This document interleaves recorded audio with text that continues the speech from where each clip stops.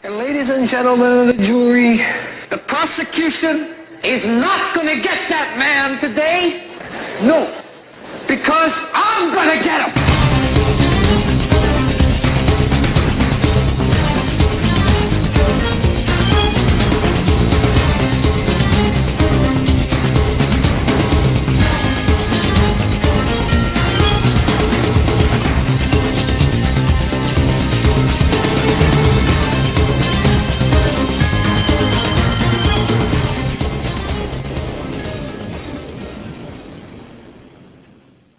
This is the Hagmann Report for today. It is Tuesday, January 8th, 2013. I'm Doug Hagmann. With me is my co-host, my son, Joe Hagmann. Together, we are the Hagmann Report. And ladies and gentlemen, you're about to hear 3 hours of unbiased, uncensored news, analysis, and information that we all need to talk about. We need to get out in the open. We need to discuss. These are very perilous times. We live in perilous times. We broadcast live, folks, each and every weeknight from 8 to 11 p.m. Eastern Time. And you can find us on the Internet via HomelandSecurityUS.com. That's HomelandSecurityUS.com. And we also simulcast in high-def video when we are able to. Compliments of Christians United Broadcasting Network, an up-and-coming network headed by Troy, who's got a heart of gold, and I want to tell you, Troy does a tremendous work. And I want to welcome you, Joe, to tonight's program. Glad to be here. It's been a long day. We're trying to fix some things out. Yeah, maybe we did, maybe we didn't. Well, okay. Let me and folks, please. Bear with us. The people who are listening live in the chat room, can you notice any difference in sound quality? Yeah, we've been getting a lot of complaints recently that the sound is a little muffled and low. We had a sound guy come in today, appeared to fix the sound, but we're not sure. Well, yeah, we're not sure. So, by us talking, sounds good. Okay. Does it sound muffled, or does it sound muffled, tinty?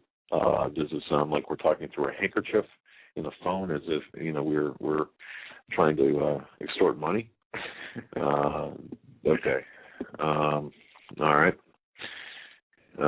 Thanks. All right. Nice and clear. Yep. Not muffled. Sound volume's a little low. Better reverb.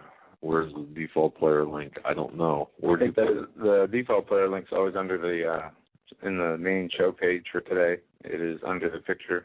Okay, playing default player. It's all over the board here. I don't quite understand. The responses are all over the board. So, yeah. Okay. It seems like the default player in BTR. Yeah, I don't know. That might be a problem. Let's see here. We're going to go back to our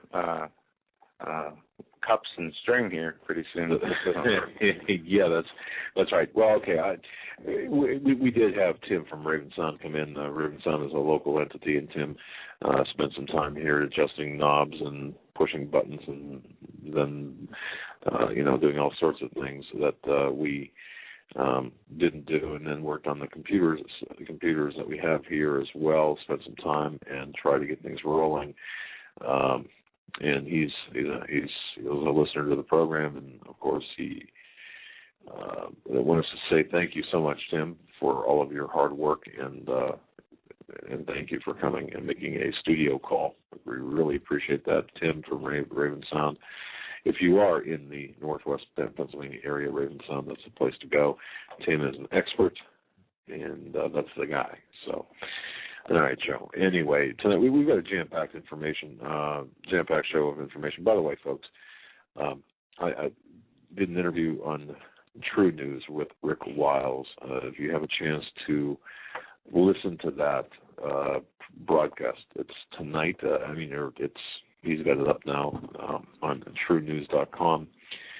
If you can do me a favor, if you did hear the interview, if you can just drop Rick Wiles a note saying, hey, appreciate the interview, if in fact you have, and certainly let him know you listened. We'd appreciate that as well.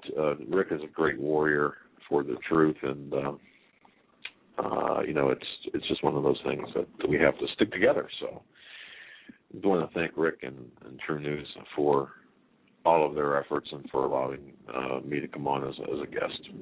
Yeah, and people said it was a good show. We listened to it. I got to listen to a little bit of it, and we'll listen to the rest when I get home. Yeah. Of course, I forced them. I duct taped, like that passenger in the Iceland jet, the jet going to Iceland, who the passengers duct taped him to the chair. I duct taped Joe to the studio chair here. Now, I got to tell you, ladies and gentlemen, Joe was doing some research today, and a lot of times as investigators we get tunnel vision, and a lot of times that we get onto a subject or a topic or an issue, and it's like a pit bull you just can't get off. We certainly don't. No one would accuse us of ADHD. Joe was looking into the various inconsistencies with respect to Sandy Hook. Yeah, and I didn't start the day that way. No. I was doing something completely different, and I was taken off my track and put into this looking into the Sandy Hook situation. And I got to tell you, I'm more confused now than I was when I woke up. Things are not right. Things are very wrong here. No. And I don't know, I can't put my finger on it. I'm not going to say anything that conclusive, because I don't know. But if I had to take a guess, I think people are being played with in a bad way. Yeah. I don't know what's wrong with Sandy Hook, but something's wrong. Something is not things are not as they appear to be. Now, look, it could be innocuous. It could be a series of things that just wind up to nothing, or it could be something much more nefarious. I don't know. Joe doesn't know. But here's the thing that we are tasked with. Tasked, tasked with. We are tasked with getting to the bottom of things. And I think if Sandy Hook, or as Sandy Hook is being looked at as the hinge moment, if you will, in the gun grab, gun confiscation, gun disarmament of America, wouldn't it be proper to make sure that all is what it is supposed to be? I mean, we understand that news reports, especially very close to a situation, obviously change somewhat as the facts begin to, come out. But in this case, there are too many inconsistencies. There's no eyewitnesses that I've seen come out and say, there's been no bodies shown. There's been no photographs shown. The kid that shot up the school was apparently there the day before. They have state-of-the-art surveillance equipment. He said he started an altercation with 4 people. I mean, there's just so many stories that poke holes in what the police say happened, and we see no proof of anything. Kind of like the Pentagon. They continue to show the 9/11 Twin Towers being hit, but they won't release the, 70, 89 videos of the Pentagon that they have much that would show the same? The template is the same as it was in Oklahoma City in 1995 as well. They've got videotape, and they're not releasing it. And a lot of people are saying, fake crying, fake acting. I'm looking into that. But something worse could be here, which I'm not even going to mention right now. But if it's the case, it's pretty bad. But yeah, there is a connection to some actors. There are outtakes, bloopers I've seen, very weird things. And one thing that we have to keep in mind, a lot of this could be planted to send us down rabbit trails that are, unproductive, right. Unproductive holes, or to actually make us look like idiots. And we have to be cognizant of that fact as well. Because, you start saying, well, look, there were no kids shot, or it didn't happen the way it happened this way. You start getting out into that tenuous territory.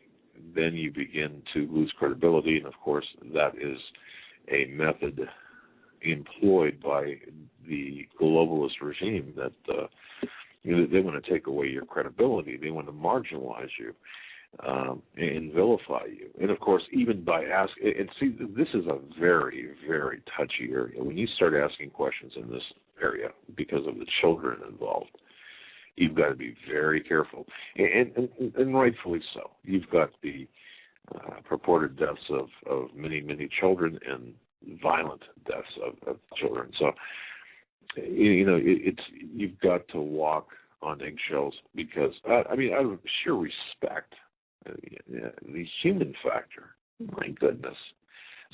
However, not to compromise the integrity of the investigation. Just like when we hit investigations normally, we we go where the truth leads us, and sometimes we have to break a few eggs. Sometimes we have to cause some people some stress to get to the truth. Yeah.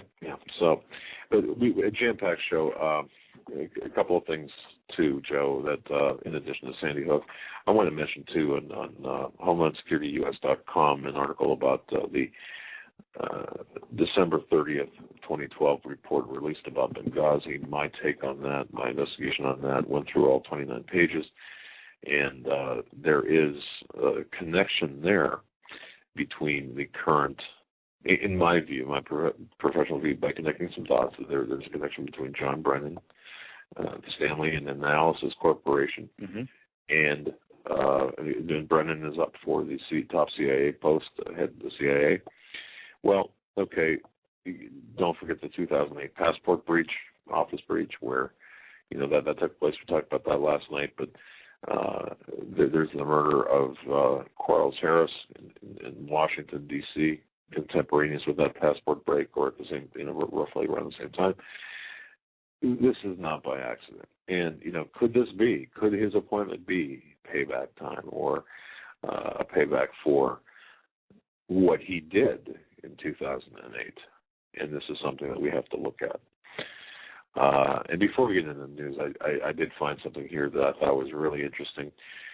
Joe, if you permit me to just kind of get into this real quick, I just want to talk about something. Francis Fox Piven rings in the new year by calling for a violent revolution. No, it wasn't December 31st, 2012. It wasn't even December 31st, 2011. It was 2 years ago. But as we look at history, it's interesting because we see things that were being planned a couple of years ago now take place. Francis Fox Piven, she's considered by many as the grandmother of using the American welfare state to implement revolution. Make people dependent on the government, overload the government roles, and once government services become unsustainable, the people are going to rise up. They're going to overthrow the oppressive capitalist system and finally create income equality, collapse the system, and create a new one. That's the simplified version of Francis Fox Piven's philosophy. That was originally put forth back in the pages of The Nation, that magazine back in the 1960s. Now, according to this article back in 2010, as the New Year ball drops, Piven is at it again, ringing in 2011 with renewed calls for revolution. How is that going, Joe? It's going well. Okay, well, in a chilling and almost unbelievable editorial again in The Nation, entitled Mobilizing the Jobless, which actually ran in the January 17th edition, 2011 edition. She calls on the jobless to rise up in a violent show of solidarity and force. As before, those calls are dripping with language of class struggle. And aren't we seeing that from, of course, from the power brokers in Washington? The language she and her late husband, Richard Cloward, made popular in the 60s. Just very briefly here. So where are the angry crowds and the demonstrations, the sit-ins and unruly mobs, as she writes? After all, the injustice is apparent. Working people are losing their homes and their pensions, while robber baron CEOs report renewed profits and windfall bonuses. Shouldn't the unemployed be on the march? I mean, why aren't they demanding enhanced safety net protections and big initiatives to generate jobs? Those are the questions which she asked back then. And then her first instruction, get angry, get mad. Before people can mobilize collective action, they have to develop a proud and angry identity. And set claims to go with that identity, she writes, they have to go from being hurt and ashamed to being angry and indignant. This is exactly what we're seeing today. It took 2 years, but we're seeing this indignity play out. We're seeing this anger play out. We're seeing this denunciation, this of personal responsibility. Workers must realize, she writes, that others have put them in their current uneasy situation. She said, blame others. It's not your fault. The out of work have to stop blaming themselves for their hard times and turn their anger on the bosses, the bureaucrats, and the politicians who are in fact responsible. Well, gee whiz, as Joe and I went through some things today, who are responsible? Of course, the big bankers, it's not, and the elected officials, it's not the business owners, it's not the middle class, yet this is where she wants to vent, or this is where the anger wants to be. She wants to vent the anger. The best targets are people and organizations capable of making some type of response to angry demands. Regular demands, notice, just won't do. No, people must be fired up and not easily deterred. Angry and not quickly placated. So, an effective movement of the unemployed will have to look like something like the strikes and riots that spread across Greece in response to the austerity measures. And we're going to be able to see this, folks, with the tax hikes that we just experienced. And if you already have received your paycheck for the first paycheck of the year, you're seeing this. But it's hitting the lower class income earners, not lower class of people. Never meant that, but the people on the bottom of the payroll, it's hitting them the hardest. And this is by design. You see, this is by design. These are the people who want to bring us down. This is what we need to really make sure. Protests are spreading with lightning speed across England, the UK, in response to the prospect of greatly increased school taxes, for example. Yeah, there's protests on the unemployment. There's in the Eurozone. There's protests happening in China. I don't know if you saw that over the censorship. I did. Yeah, and we know what's going on in Syria. We have things going on here in the United States that are destroying freedom. Freedom is gone. It's just an illusion. But yet, here we see new sweeping gun laws to be announced by Andrew Cuomo. We see the UN wants drones on peacekeeping missions. We see the Egyptian magazine published an article, Muslim Brotherhood has infiltrated Obama's administration. We see a lot going on. People with vegetable gardens being fined $500 a day for not tearing them up. They're trying to ban bullets in California, and things are just speeding away at a pace where, who knows? I mean, I know we're probably not going to be able to stop them. This is going to happen. They've been planning it. They're following through with it, and they're going to finish it. You know, I was one never to believe in the power structure known as the Illuminati, and of course, stock marquees changed quite a bit of that. And don't forget, folks, this Thursday, Nathan Leal from the Watchman's Cry, not the Watchman's Cry, from watchmanscry.com will be joining us. Please spread the word on that program. Nathan Leal, Watchman's Cry. On our website, HomelandSecurityUS.com, we have a upcoming show page, or upcoming guest and special show page. It's on the top part of the menu. You can access it there. We are busily redesigning our website, so it's a little bit more, it contains more information. We're populating the reader's library with PDF files, forms, or files, books, ebooks, that type of thing, where you can go there. It'll be a one-stop shop. We'll be continually adding to that where you can read your background if you're interested in various aspects of different things, and we attempt to vet them to the best of our ability. What we put there is government documents that are in the open, but they're hard to find. Mm-hmm. So we're doing this. We're working to put all of this together for you. And then, of course, Friday, don't forget, we're going to have Steve and his financial insider on with us 9 to 12 different times. So, but anyway, I just want to I just want to mention about Francis and Fox Piven and what we're seeing right now, parallels to Germany. And the reason I mention the parallels to Nazi Germany is because Rick Wiles did a monologue, 15-minute monologue before my appearance about the parallels with Nazi Germany in America today. And I think that it's so important to listen to. If you haven't done so already, definitely take a listen to it. Rick is an amazing individual with respect to getting things put together, and that's just something that it's educational. And by the way, and this is something I want to mention, you know, the Jews were Hitler really caused the anger against the Jews. Hitler hated the Jews and to a lesser, but I don't want to really want to a lesser extent, lesser visible extent, to Christians, but blaming them for all the financial ills of society. And that's where a lot of this anti-Semitism arises from, is from that mindset. Yeah. So, yeah. But there's a lot of current things taking place that we have to talk about.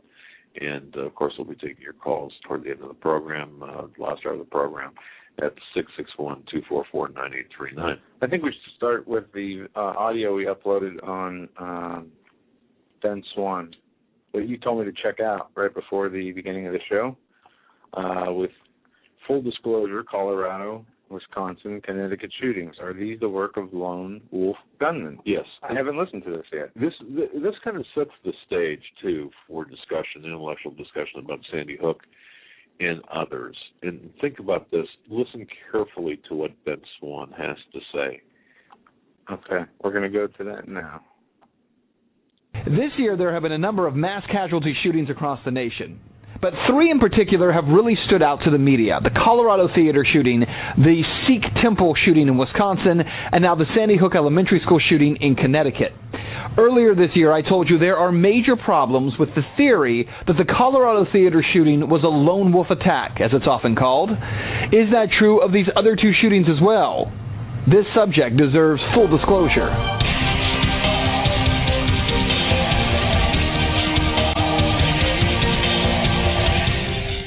It was Friday, July 20th, 2012. Police in Aurora, Colorado say 24-year-old James Holmes walked into a theater during the premiere of the Batman movie The Dark Knight Rises. Holmes was heavily armed and opened fire. According to police, Holmes was wearing a tactical helmet, vest, and leggings, as well as throat and groin protectors.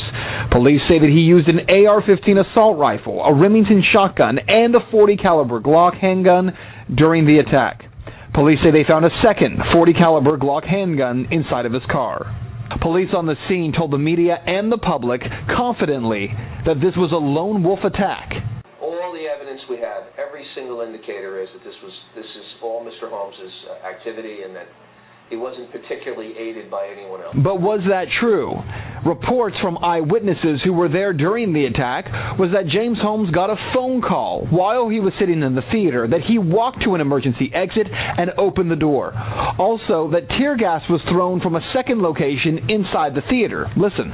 He got a phone call, and most people, when they get phone calls in theaters, they go straight out into the lobby to answer it. This person went directly to the emergency exit. He had his foot propped open by the door, and from the crack, it looked like he was signaling somebody or looking for somebody to come his way. As I was sitting down to get my seat, I noticed that a person came up to the front row, to the front right, sat down, and as credits were going, I noticed it seemed like he got a phone call. So he went out towards the emergency exit doorway, which I thought was unusual, to take a phone call. From what we saw, he wasn't alone. He had someone with him because the second can of tear gas didn't come from his side. The official story from police, this was a lone wolf attack involving just one shooter, James Holmes. Police, of course, were not there during the attack. Witnesses who were say it was not one shooter, it was two. August 5th, 2012, Wade Michael Page, a 40-year-old former soldier, walked into a Sikh temple in Oak Creek, Wisconsin, and opened fire. 7 people were killed, 20 others injured. Page killed himself in the parking lot of the temple after being shot by a police officer. This, too, was a lone wolf attack, that according to police on the scene shortly after the attack happened. But again, in this case, according to eyewitnesses, that was not the case. My dad is out and at the hospital, and we're just relaying information back and forth and trying to get as much info as possible. What, any, have you learned from him about what transpired inside, or from your mother? So the most I can learn, or the most I know as of now, is that there are multiple shooters. There's multiple people. It was a very well coordinated thing. It wasn't haphazard, and I think that's why police and everybody are taking the proper, protocol to get the situation under control. We have our temple service every Sunday. Starts around 10:30, and usually goes in the afternoon. And around between 10 and 10:30, 4 white males who were dressed darkly, dressed in all black clothing, came in and opened fire on our congregation. In that case, witnesses said at least 4 people had opened fire, and it was not simply one lunatic. They were 4 well-trained people who seemed to know what they were doing and had a plan. Sandy Hook Elementary in Newtown, Connecticut comes under attack. As you know, 20 young children were killed along with 6 adults. The 7th adult, the reported shooter, 20-year-old Adam Lanza, who died of a self-inflicted gunshot wound to the head. And again, police on the scene telling us this was the work of a lone wolf. That is what police have said. But again, there is evidence beginning to emerge that reports that the teacher saw 2 shadows running past the building, past the gym, which would be rear shooting. For instance, take this video of 2 people seen running through the woods shortly after the shooting. Now, the man that you see here who's running and is actually caught by police was put in handcuffs and then placed into a car. He'd walk a guy out of the woods. I saw him walk a guy out earlier with handcuffs. And he walked by us and said he didn't do it. It was a grown man. A grown man, yeah. He's sitting in the front of the police car over there now. So, I mean... He didn't have a gun? No, I didn't see any gun. Just had him handcuffed, and he walked by us and looked into parents' eyes and said, I didn't do it. How was he dressed? Camo pants with a dark jacket. Turns out he may have been the father of a student who arrived at the scene and was scared. But there is, at the top of this video, a second person in the woods who's seen for just a brief moment. No report as to who this person actually was. So what you need to know here is that in all 3 of these cases, there isn't just wild speculation that maybe there was more than one shooter. In fact, there's a good reason to question this whole narrative, because there's been no evidence so far, no evidence provided by police, other than what they've told us, that there is only one shooter here. There's an easy way to prove it. Police have not yet released the surveillance video outside the theater in Colorado. Show the video and prove that it was one person. Just as they have not released the video outside of Sandy Hook. Again, show the surveillance video, prove it was one person. You see, these questions are worth asking of law enforcement until they provide evidence otherwise. And that is full disclosure. And there it is. Yeah. It's the video. Really? They reported that the shooter of Connecticut came to the school the day before the shooting, started an altercation with 4 people. Right. They say on the day of the shooting, he shot through a window where he wouldn't be seen on video, apparently. But why not release from the day before? Where's the brother? And how would he know that too without surveillance, prior surveillance? And where's his brother? Where's the father? Where are these people? I mean, we're just asking questions. This thing it's full of holes. Well, and we just want answers. Let's go back to the Aurora shooting, the Batman Rises. that case has been fully adjudicated, and there is no reason for the video that was used or taken as evidence not to be released to the public. I can understand not releasing the video of Sandy Hook at the moment, but I don't understand. Well, even at that, you can release parts of it to satisfy the public's thirst, or to reassure, or to verify, you could do that, but it hasn't been done. How many minutes after 9/11 did they have the paper with the 19 hijackers and all their information and their passports they found in the rubble, and all this stuff that they had lined up ready to spill to the public?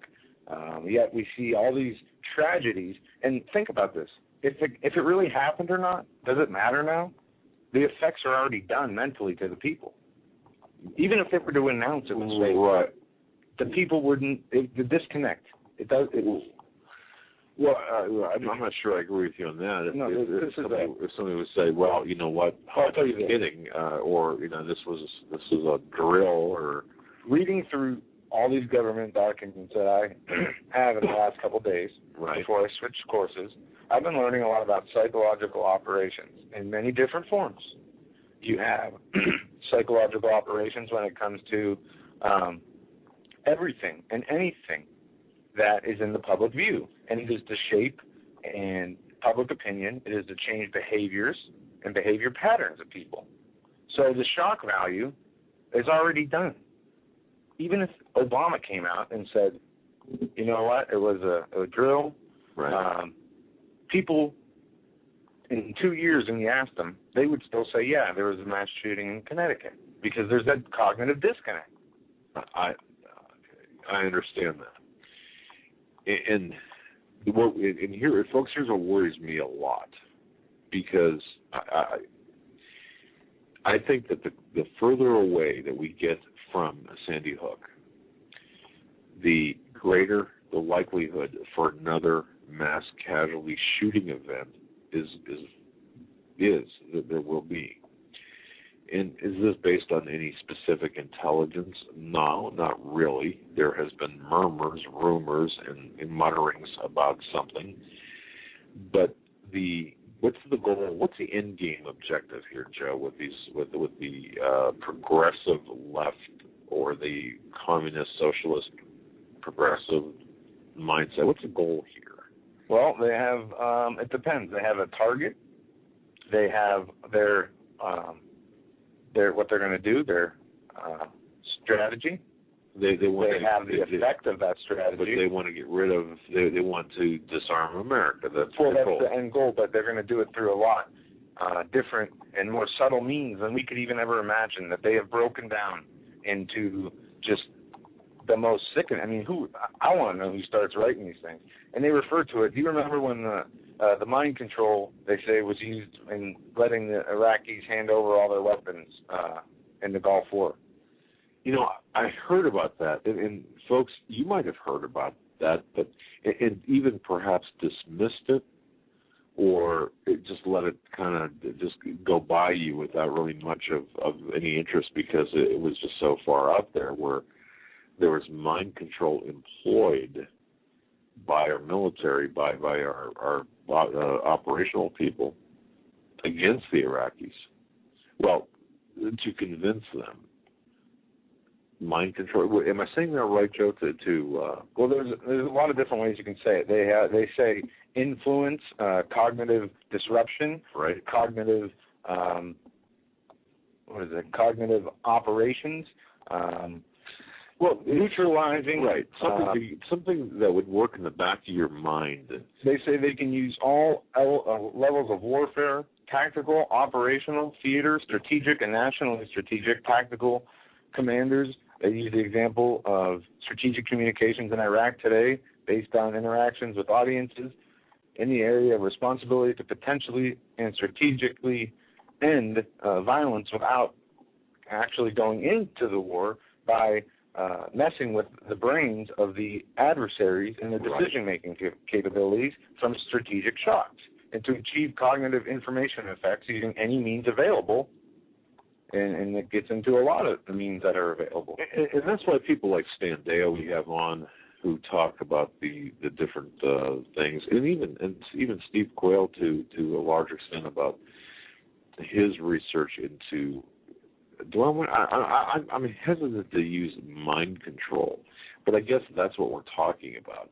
Even watching television, you're under a specific mind control to a degree. Yeah. It just said that their brain waves are on a level that makes you very suggestible.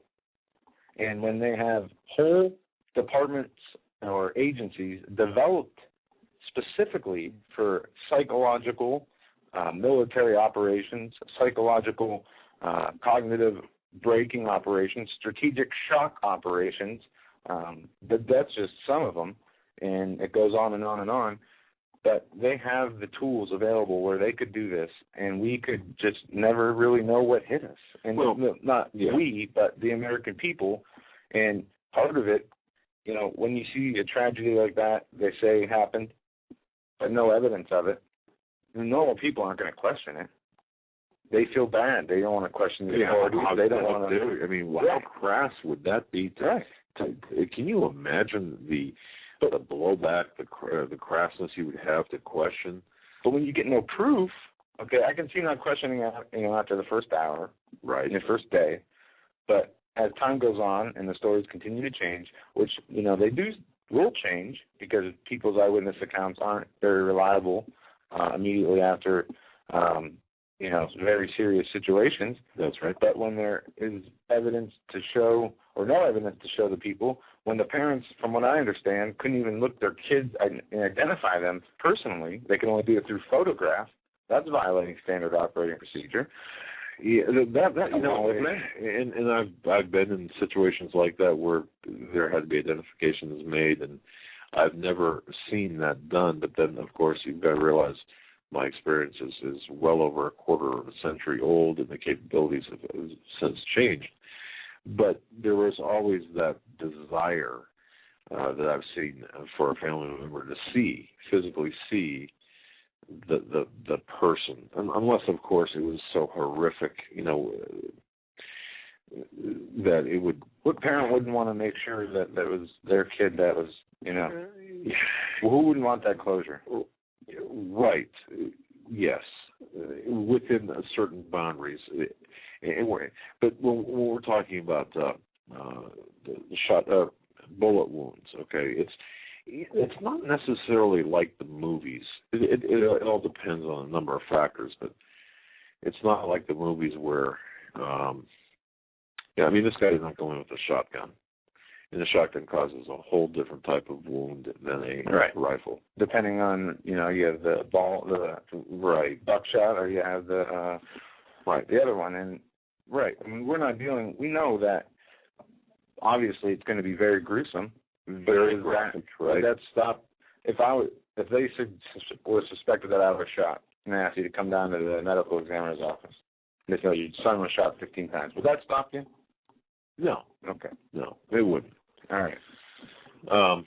It'd be very painful for a family member, and of course, we've been through that.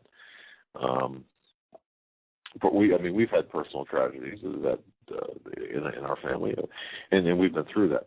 But it's always pretty much the standard course. This is something totally different, and there are many irregularities, and we're looking into this. And ladies and gentlemen, we appreciate everyone who has sent in.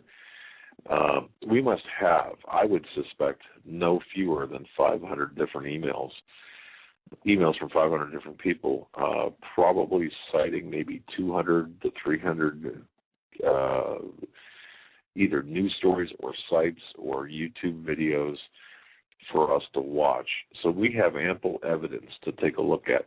For example, Joe, you had shown a web page that was created or that was dated December 10th about the Sandy Hook shooting. And there's a few of them. Yeah. And I don't know how. They used to have a thing called Google Timeline where they wouldn't screw this stuff up. They removed that about a year and a half ago. Right. And now I can't tell when the things were created because they don't have the timeline. But when the article's still live and it's still dated as on the 10th, it could have been an honest mistake. But when you take into account the Facebook page that was created for the teacher who died, it was created on the 10th as well, when the shootings happened on the 14th.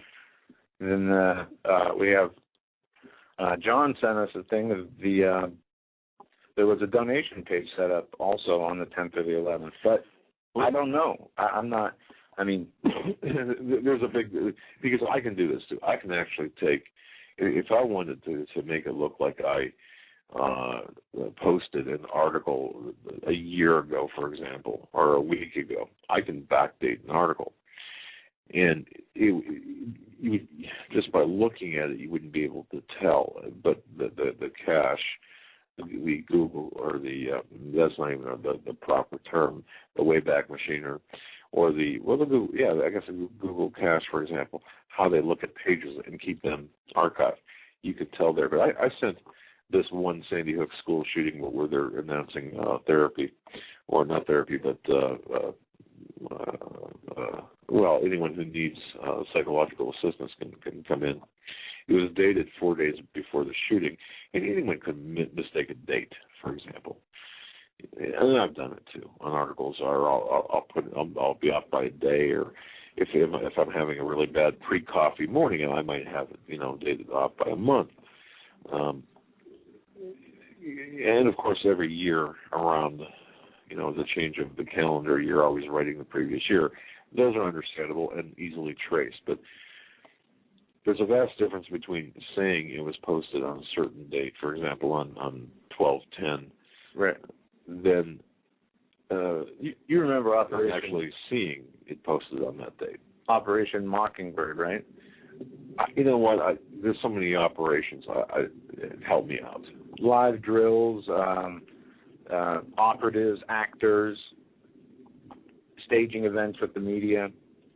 Well, there's a thing called the Crisis Actors that are out of Denver. It's out of a Vision Box, Denver Acting Studio. From there, you can find crisis actors trained in active shooter crisis scenarios, targeted small shootings, also school shootings. And on the 14th, they have up training for active shooter situations in schools. This is from December 14th of this year. They are funded by the Department of Homeland Security. That was the same day as the shooting, by the way. Trained players making actors making it real, helping schools and first responders create realistic drills, full-scale exercises, high-fidelity simulations, and interactive 3D films. Now, if it is just a coincidence that they have these places set up and they do these things, but there's articles here. It's not like they announced to the people that they're coming. One article here: active shooter drills shock teachers and students. That's from Fox 4 News. And there's a bunch of them like that. So it's not like they announced that they're going to be doing this all the time. And so, folks, to put this in perspective, just so you know what we're talking about here, and I remember back, like I said, well over a quarter of a century ago, being in emergency medical services, where we would there would be interns that would come out, and nurses that would come out and play the role of patients in a mass casualty event, and everyone would have like a certain, a certain injury or wound, and of course you as a first responder, which we were not known as those back then, would then perform triage and treatment. And that was part of a test, of course, you would have to pass. Today, they are actually using actors, as you pointed out, and has been pointed out in the news, by a special group of actors called the Crisis Actors Group, right? Isn't that what Crisis Actors Group? Yep. Okay. CrisisActors.org. Okay, so then you've got this overlap with this odd, inexplicable overlap. What are the Crisis Actors Group doing in Sandy Hook? Now, I guess my question to you, Joe, because you've been looking Not only at that, this. they're in Colorado also. They in the 31st of this October 31st, they did an active shooter drill in the mall. Okay, when did that Aurora, Colorado mall shooting happen? Do we remember? Was it close to that date? I'm not sure. This one happened Halloween. October on Halloween. Yeah, but I don't know when the other one was an Oregon mall. The Colorado movie theater was the one that was shot. But this Sandy Hook, Ithaca Police in Ithaca, New York, finished active shooter training on the day of Sandy Hook. And there's more. I mean, they're doing this across the country on the same day. There was a drill held at a local high school in Colorado. There was one in Plattsburgh, New York, which is up. I mean, you can if it's 40 miles south of Montreal. I've been to Plattsburgh a number of times. You have too, Joe, and it's a small town. You can't get any further north than that. I mean, without going into Canada, it's out of the way. But see, shouldn't people be asking these questions? I mean, we have a responsibility, I believe, to ask these questions, even as troublesome as they might be. No, especially when they're using these scenarios or situations, or even if it was a real tragedy, to take our rights away. Of course, they owe it to us to show us proof. They owe it to us to tell us the truth. And if they don't, we have no. Why should we believe a government or anybody in the seat of power that has done nothing but lie to us ever since their mouths opened? This is true. And speaking of rights, and I just want to bring this out, and I want to take this opportunity. I don't believe he's listening tonight, but I just want to publicly thank Keith Hansen for this information. A little tidbit, a little bit of information about the Constitution, the Declaration of Independence. And this is something, folks, that if you take away nothing else from tonight's program, take this away from tonight's program. What does the Constitution say? Let me find the exact wording here. And you, I know each and every one of you listening to this, or perhaps the majority of you listening to this, have cited this, have stated this.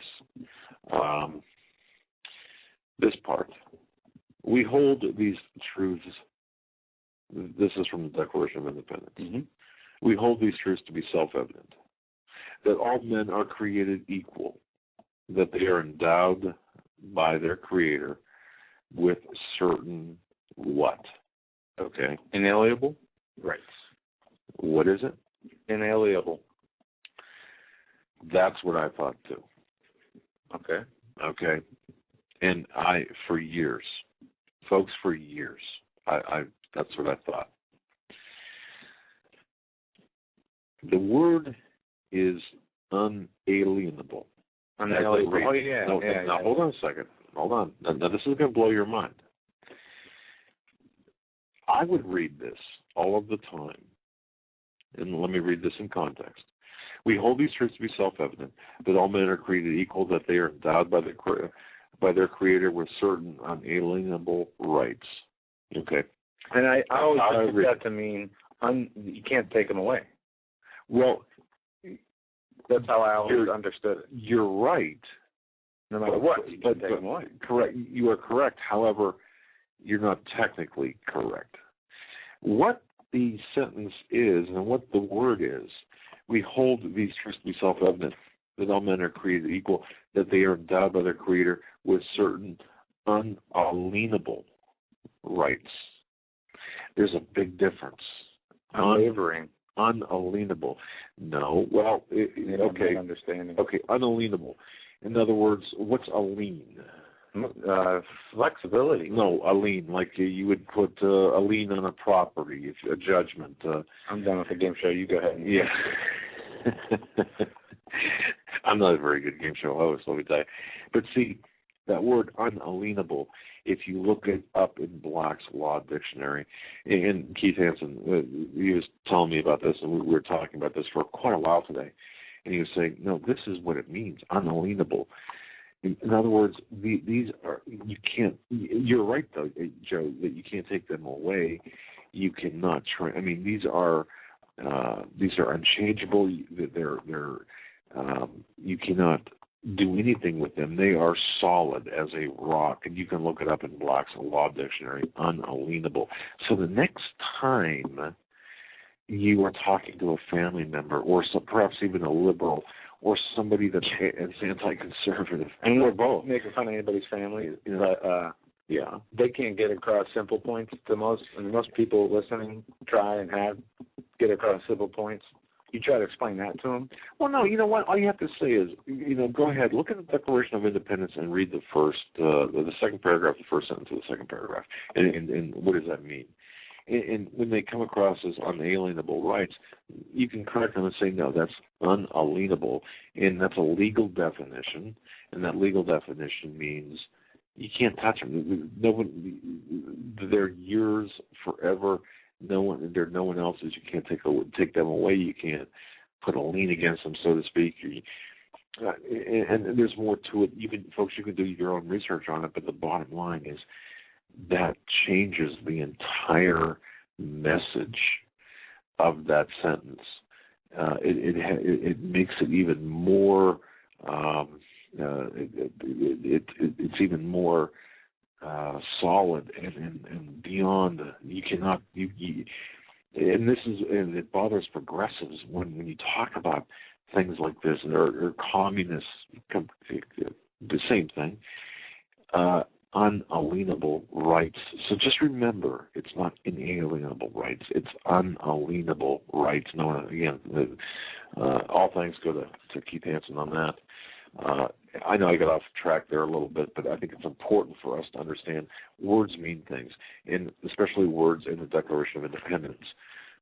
And that's one of those words, unalienable rights, unalienable rights. So, but yes, especially, Joe, when Sandy Hook is in fact the trigger event, or the Aurora shooting, or the combination. They're trigger events. Well, let's just look at the Aurora shooting and the Sandy Hook shooting real quick. Yes. Isn't it odd that the Aurora shooting happened at the premiere of the Dark Knight movie, and both of those places are listed in the Dark Knight movie? Yeah. And whatever coincidences people might believe in or not, that's too much right there. Tell me it's not right. And we know that they're, like you said, through Doc Marquis and other guests, that they do put messages in movies and mass media, and it's part of the conditioning, the subliminal conditioning. Well, just to tell you how little I know, and let me tell you something, and this is something that the more I get into this, the more I realize the level of my knowledge is lacking. One of my favorite people to listen to with respect to this whole genre of events, a guy by the name of Gary Bell, A View from Space. And if you have the opportunity, I'd love to be able to get this gentleman on our show. I don't think he doesn't take callers, he doesn't take guests. He does a 3.5-hour program every Saturday out of Toronto, AM 640. His name is Gary Bell. There is an archive available out there of his shows. I have to warn you, however, if you're in search for the truth and you're looking for answers, it's addicting, because he gets into things that I don't even know where to start. But I can tell you this, and I'm not sure if I can find my notes, but one of the things that he gets into is the movie. It's here they are right here. As you can hear me ripping papers across the room. Yeah, the background was extra loud. Yeah, sorry about that. The movie, 52 days before the end of 2012, 4 movies came out: Skyfall, Lincoln, Citadel, and A Royal Affair. And I know I mentioned this on the program last night. But in the movie Skyfall, which has connotations if from the Illuminati perspective, and I'm just learning about this, so if I get this wrong or slightly not cover it the way I should, my apologies. in advance. But the fact of the matter is this. The trailer, shown as a trailer, Skyfall was shown as a trailer for Dark Knight Rises. And in the trailer, it featured this big sign on top of a building of Shanghai that said Aurora.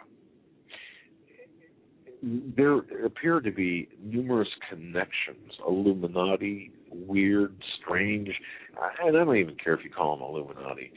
They're just downright, just wickedly strange. I've got questions. Coincidences are funny things. Sometimes they happen. I wouldn't trust them, but they happen. Skyfall in Batman, Skyfall in particular, if you look at everything that's taking place today, the current events today, the dollar, what's taking place with the dollar, the power structure, the all this stuff.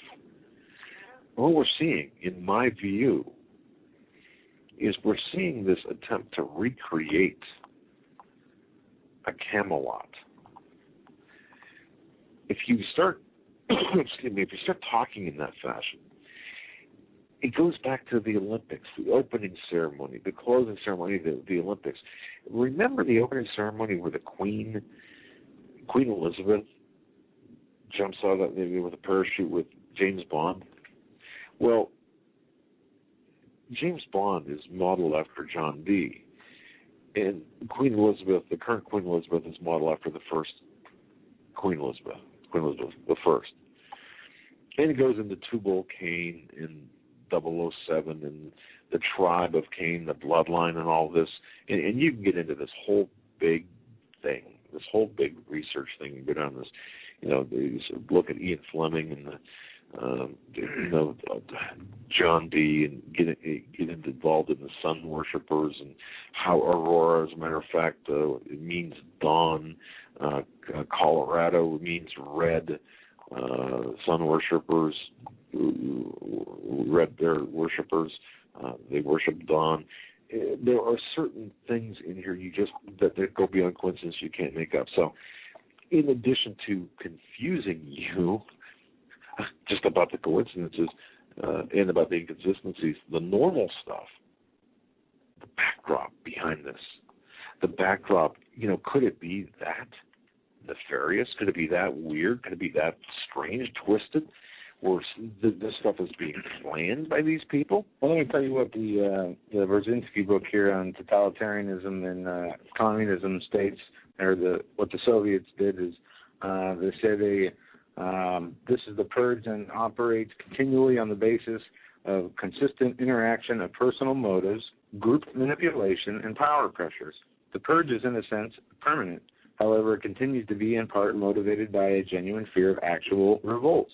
It has been shown. In specific crises, the purge may be utilized for the achievement of a particular power objective, a.k.a. gun ban. See, I have not been able to pry that book out of your hands for months. If need be, become quite violent and far-reaching. Thus, the period of transition from the Soviet dictatorship into a modern industrial totalitarian regime made the 30s a period of extreme purges. And it goes on. So what you're saying, though, and I think you're correct, and folks, they say purges and things that affect people's emotions, whether real or unreal, they utilize the political forces around the totalitarian leadership to prevent and develop local autocrats in the provinces, which could weaken the central control of the leadership, and also to change the minds of the citizens in favor of the National Party. Okay. Now, folks, you might say, well, what does this have to do with the price of tea in China or whatever? I don't know. It has to do with what has happened to America and the fundamental changes of social and moral, the direction we went. Yeah, and how you've got to come to this realization, because I believe that although everyone listening to this program, you are far, far beyond the theater of right-left politics, and to me, that's you can almost put that up against like somebody watching a hockey game or a basketball or a football game, in the sense that it's that meaningless. All that is diversion and entertainment. But yeah, and it gets into the your stuff, the propaganda, and what we could say might be true with some of these shootings. It says, in short, propaganda is essentially action-related. It aims to get people to do or to not do certain things. And in totalitarian dictatorships, virtually all propaganda is directed ultimately to the maintenance of the power and the party controlling it. Okay. But now we're going from the transition from seeing the propaganda aimed at changing the way people are. Now they're going to, once they clamp down and get their positions, then it'll be aimed at keeping those people. Okay, and that thought that you just verbalized, understand that the purpose behind the Mind calendar, the 2012, where we are today, is that very transition that you're talking about. But it's more than that, but you kind of encapsulated that pretty nicely. But like I said, what does this have to do with current events, with the big picture? Just to give you one example or a couple of examples, everything that we're talking about, for example, the movie Skyfall, Hollywood is heavily involved in this satanic occultish stuff, okay? Skyfall is a method of delivering a message. There's a lot of predictive programming that's involved, and there's a lot of things that, whether you, the listener, believes this or not, whether my wife's second cousin, third removed, believes it or not, it doesn't matter. If they believe it, the people behind this believe it, that's what matters. In some of the things, just for example, would it concern you to know that some of the very things that you believe to be true today are actually lies, big lies, and the very things that we're being told by the media are built on big lies? The media is a big part of this. For example, did you know that Anderson Cooper is part of the Vanderbilt bloodline? Well, what's that? Well, that's part of the Illuminus, if you will, allegedly. Okay, and I preface everything by allegedly, because I don't know. I don't have his DNA certificate, but think about this. If you are going to implement changes or take over the world, and that's what these people with the gazillions of dollars want to do, and you might think, okay, you've really lost it, but no, but think about it. This is the plan. We're seeing the plan unfold right before our very eyes. And even Lincoln, Abraham Lincoln, if you look at his lineage, well, who is Lincoln's father? There's some secrecy behind that, if you know history, and if you get into history. Isn't it interesting that the man in the White House who is equating himself with Abraham Lincoln, isn't it interesting that there's some secrecy, some controversy regarding his parentage, including his father? This is part of it. And I don't want to get too far out here because, and you can even get into the fact, okay, when the shooting happened at Colorado, the New York Stock Exchange, what it closed at, the numbers. All right. Okay, and I don't have them in front of me, but in numerology in this is a big thing, and you might think, well, no, you're seeing things, and it's part of this larger lie, this larger picture, because, and how would it apply today? Well, when the Benghazi report from the Accountability Review Board came out, it was 39 pages long. The guy said to me, in the intelligence world. The guy said to me, that's all I need to know. I said, what do you mean? He said 39. That's the number that represents the 50%. So that's how it affects people today. All right, we're up against the break. Actually, 5 minutes late for the break. 10 minutes late for the break. Sorry, AM stations. We apologize. We'll be right back after these short messages. You're listening to the Hagmann and Hagmann Report this Tuesday, January 8th, 2013. As time continues to fly by. We're going to get into a lot of ups and downs and your phone calls for the rest of the show. We'll be right back.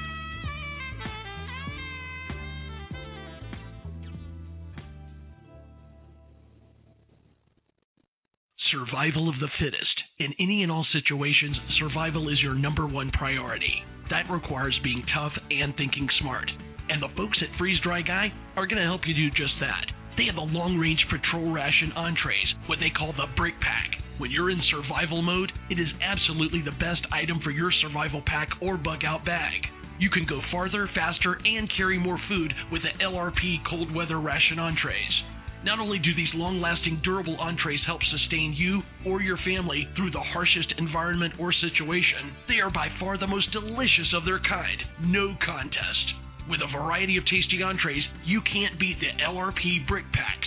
Let Freeze Dry Guy help you in your survival situations. Go to freezedryguy.com. That's freezedryguy.com. Or call 866-404-3663. That's 866-404-FOOD.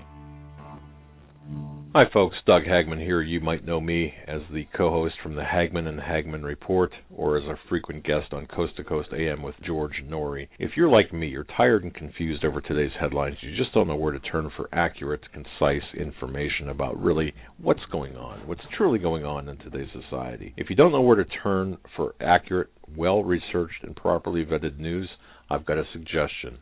In fact, it's a requirement. Bookmark Canada Free Press. That's CanadaFreePress.com on the internet.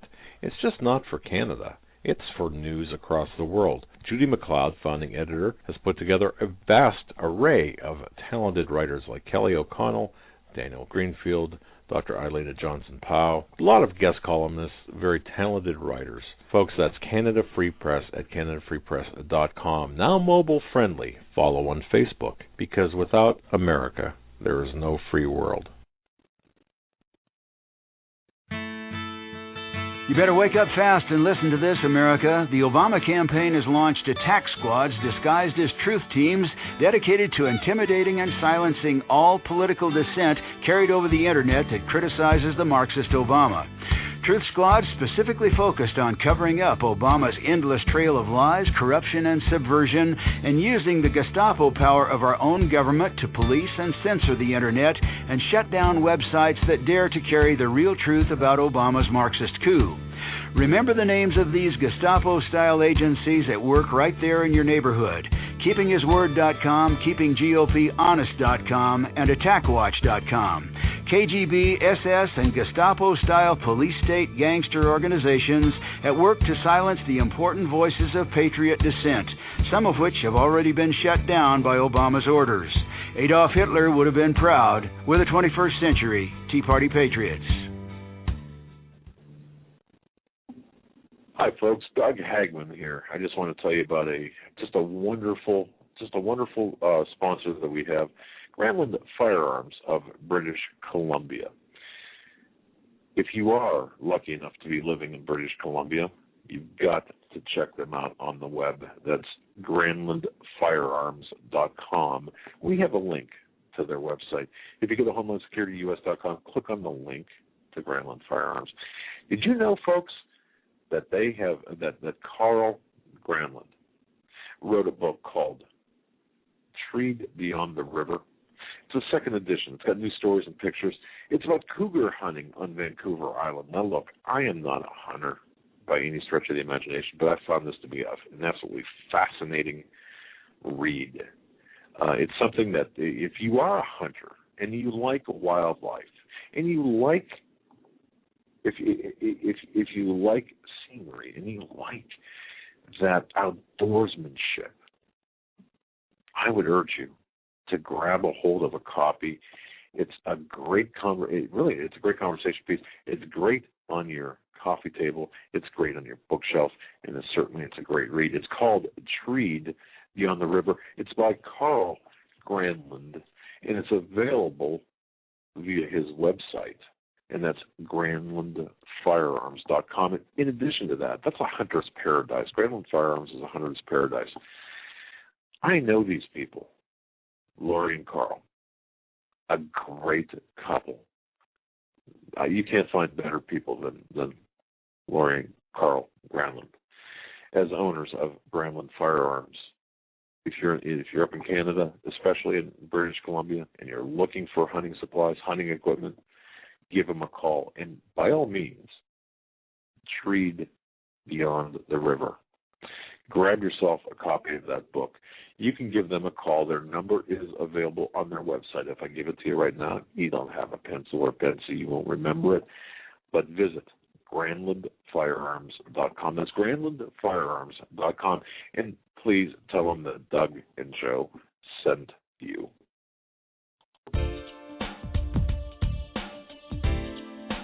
Hold on to your seat. The Hagmann and Hagmann flight is now taking off. Doug and Joe Hagmann have cleared the runway of TSA agents, jihadists, political crackpots, and global elitists. Now get ready for some real news. Here they are, Doug and Joe Hagmann.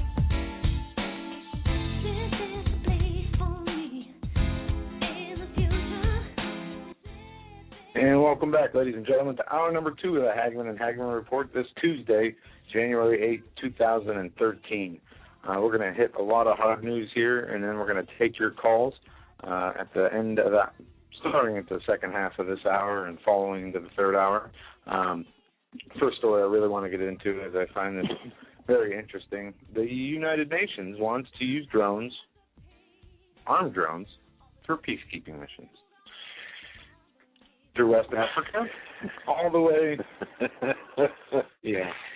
through the Congo, Rwanda, Uganda.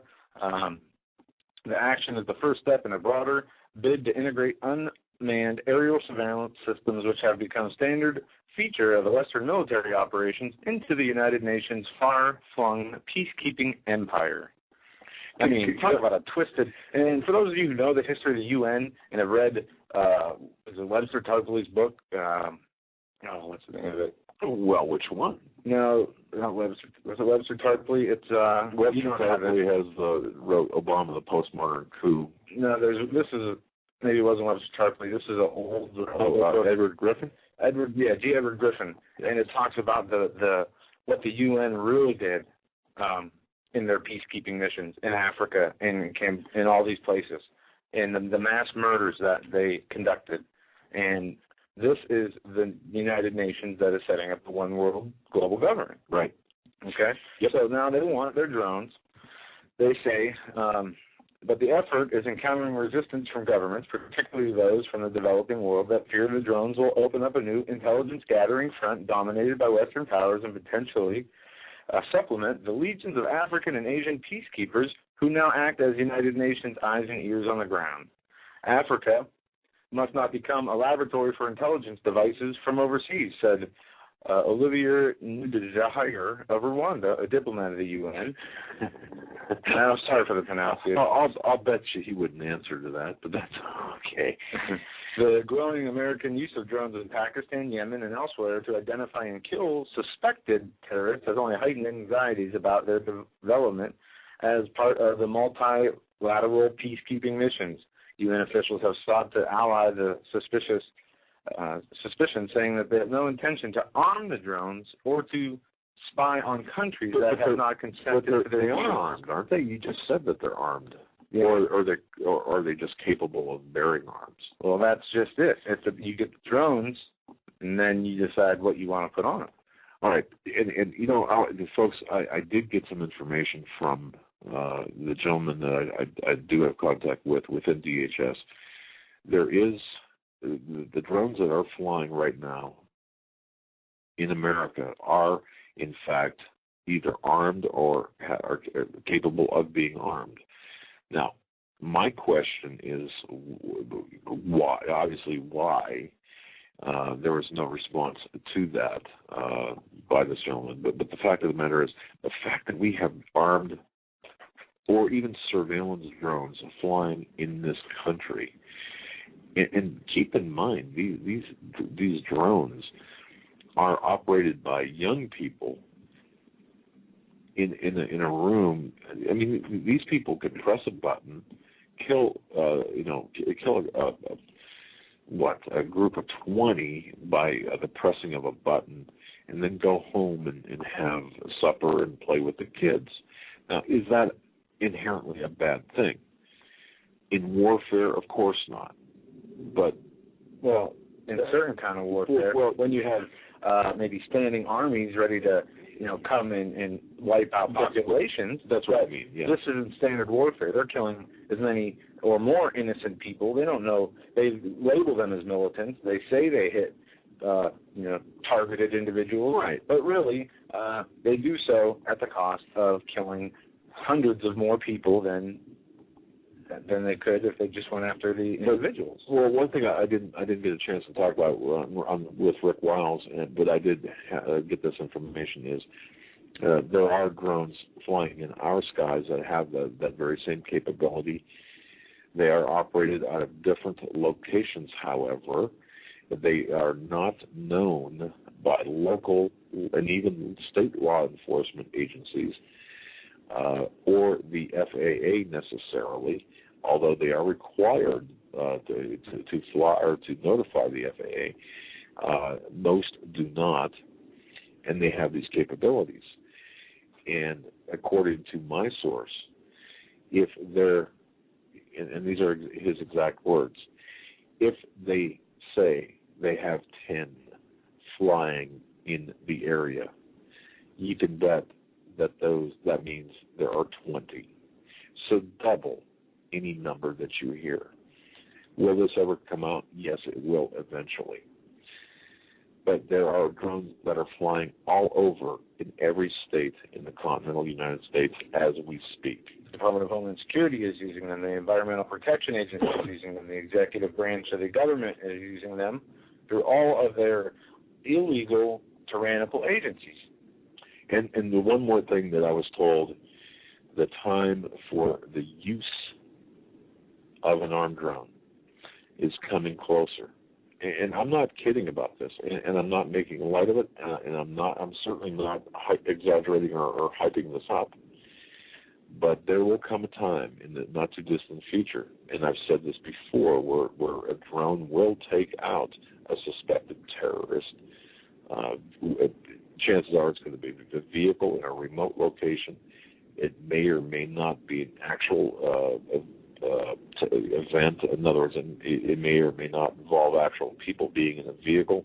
It may be for show, for theater, but it's going to happen, and it's going to happen in an effort to condition the American public to accept the fact that America is, as Lindsey Graham described it, a battlefield right now. Now, you might not choose to accept that. You might say, well, this is a little bit too far. It requires extraordinary claims, because it's, or extraordinary proof because it's an extraordinary claim.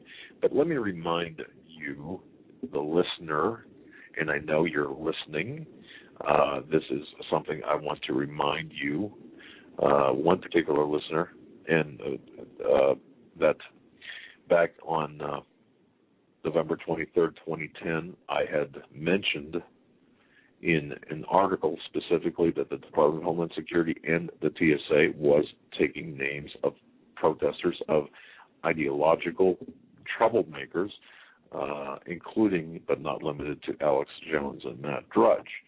And I said this, and I said they're keeping a list, that they have a database, and they are collecting the names of political and ideological dissidents.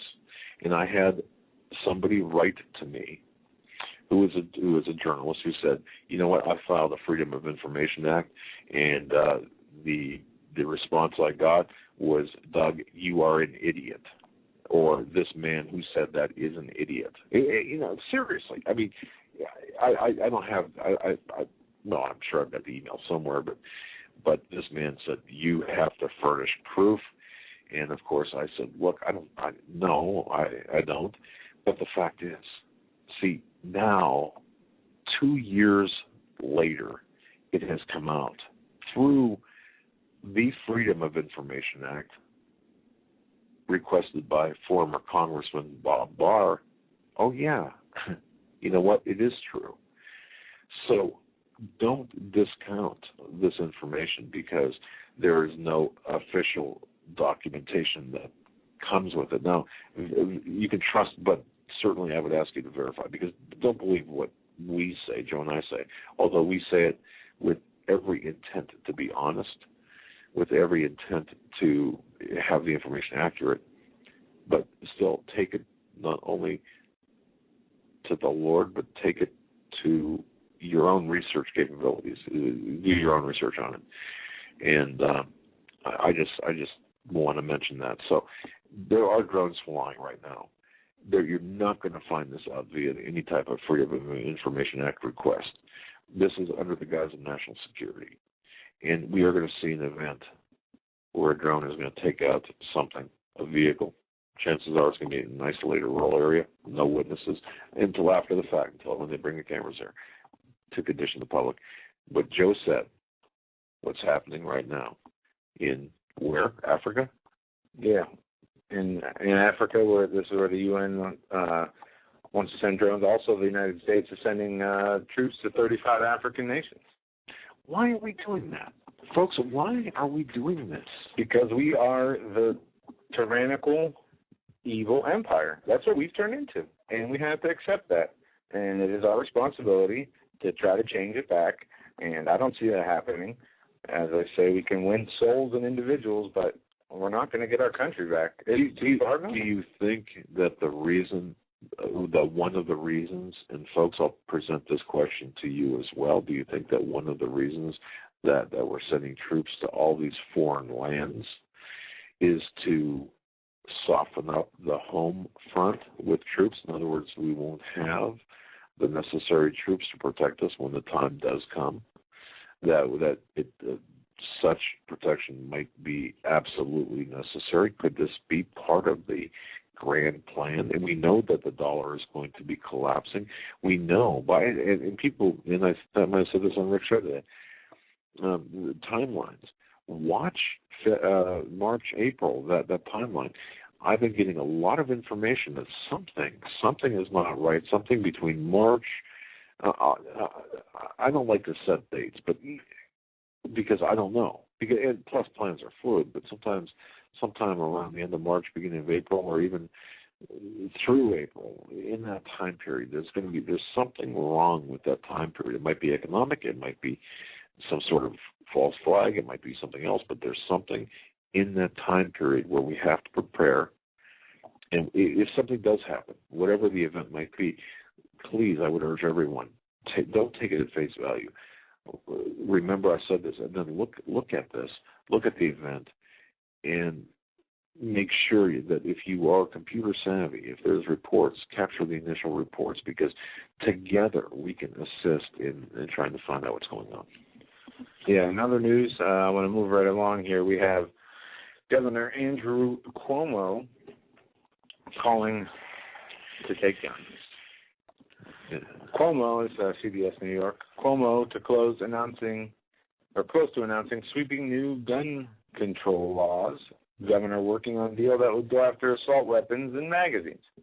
A deal that would give New York one of the toughest gun control laws in the nation is being negotiated by Governor Andrew Cuomo, whose sources said Tuesday is hoping to announce the plan Wednesday during the State of the State speech, or his State of the State in Albany. Yep. Cuomo hopes to jumpstart the 2013 legislative session with a big deal that could dramatically alter gun control laws across the state, as though they're not strict enough already there.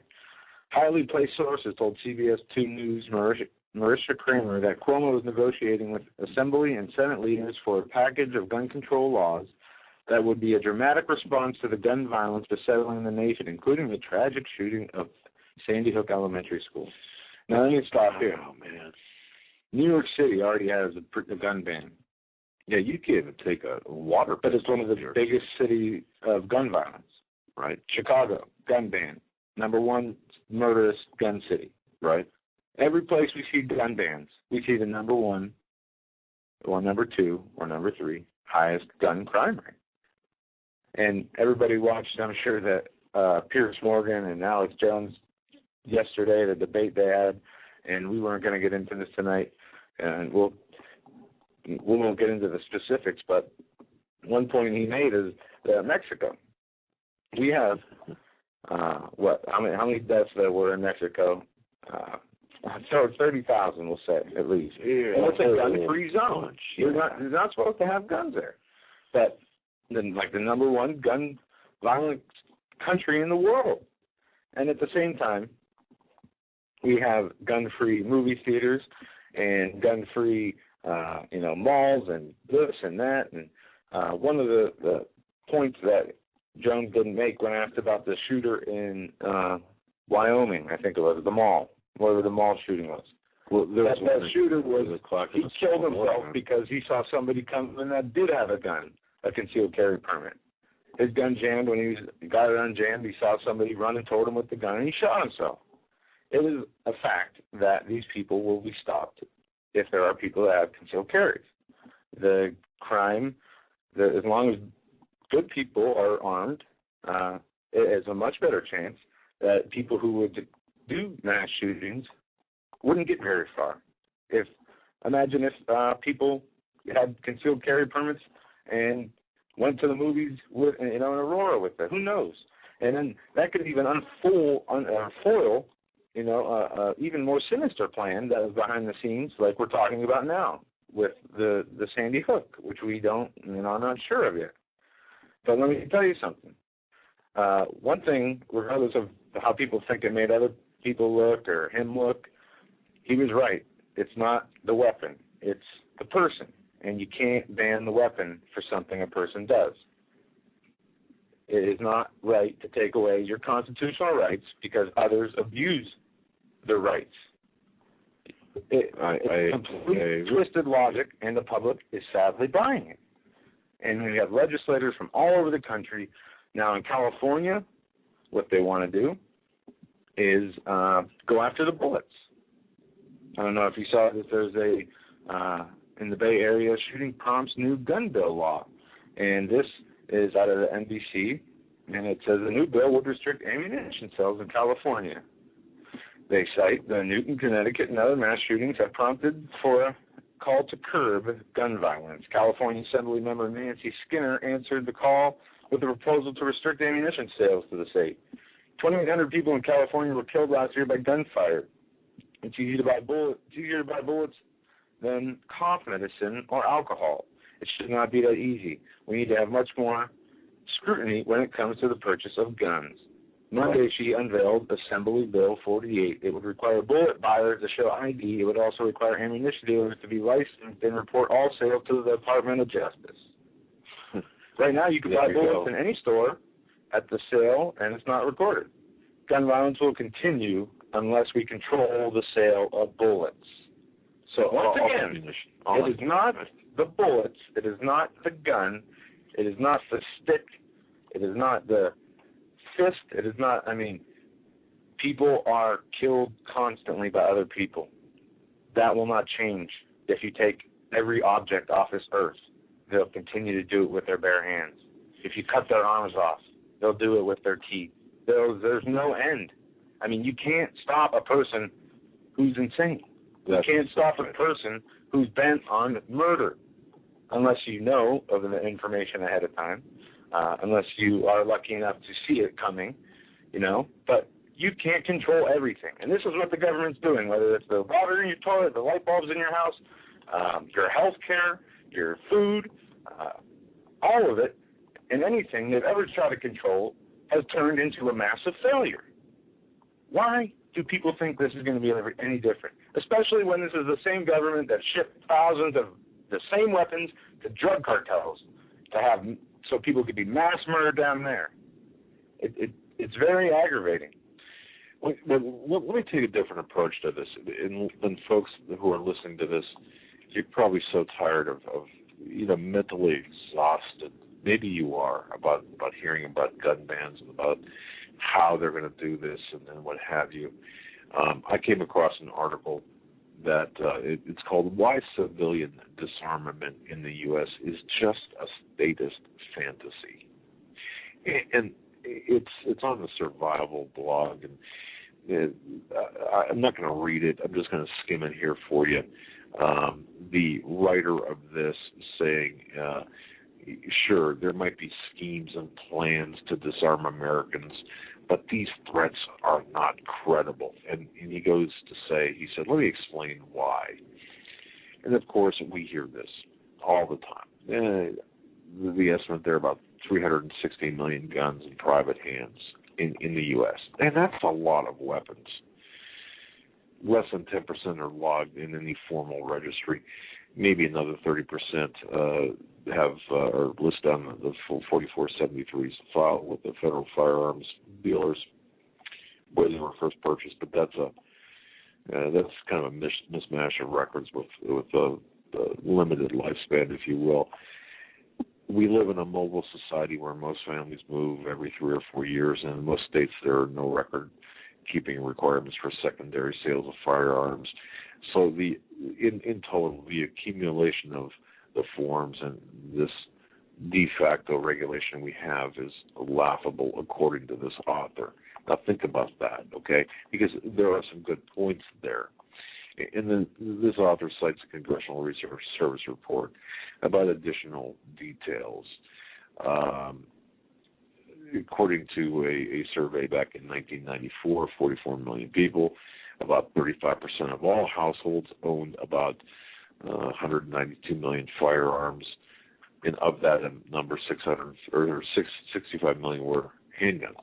And it goes on and on and on and on with numbers, and the sheer number of guns would make it virtually impossible for any Papa, in his words now, or her words, Papa Fidel or Chairman Mao wannabes to implement a national registration scheme. So this person is saying, this is just crazy talk. And Americans are, inside our DNA, and Rick Wiles talked about this, and I agree with him. We as Americans are independent by nature, and we're unlikely to comply with any universal registration edict. I agree with that. I certainly do agree with that. However, and this is a big however, everybody who is saying that this gun grab, this gun confiscation, this gun criminalization, all of these state and federal initiatives, all of these schemes, everyone who's saying this is not going to happen, folks, they and even some of us are looking at this situation through the lens that things are going to be as they currently are. In other words, that we're not going to have any monetary crisis, and certainly we're not going to have any national disaster, or there won't be any additional tyrannies thrust upon us. We're looking at this through a kind of a disconnected, disjointed normalcy bias. So sure, I think in a normal, everyday, run-of-the-mill situation, it would be practically and virtually impossible to disarm Americans. That's true. But what people are failing, in my view, to really take into account are the things that they're not seeing, what you're not seeing, what we're not seeing, what others aren't seeing. The other plans that they're taking off the shelf as force multipliers to create situations like an economic crisis, to the extent where you will be turning in your own brother for having a gun for food or something to that effect, where there will be so much strife that it's going to be a game changer. And yes, you're going to be forced or even willing to turn in firearms. And what if they do in a situation like that? Say, well, we know according to this 4473 or according to the latest records we've got, we do have you owning a firearm, Mr. Smith. Mr. Smith, you want to be a delivery person for the newspaper here. In other words, you want to be a paper boy. But you know what? Until we have verification that you turn in your firearm, you're not going to be able to do that. Can they do that? Of course they can. Stop looking. My message to the people who are adhering to the fact that they cannot do this, it would be physically impossible. There's not enough manpower to confiscate guns. Yeah, perhaps that is true. But stop looking at this situation through that normalcy, that lens of normalcy. Think about the other possibilities when the economy collapses, when you're hungry, when you're not prepared. Even if you are prepared, you run out of food, or you can't get a job, or you can't pay.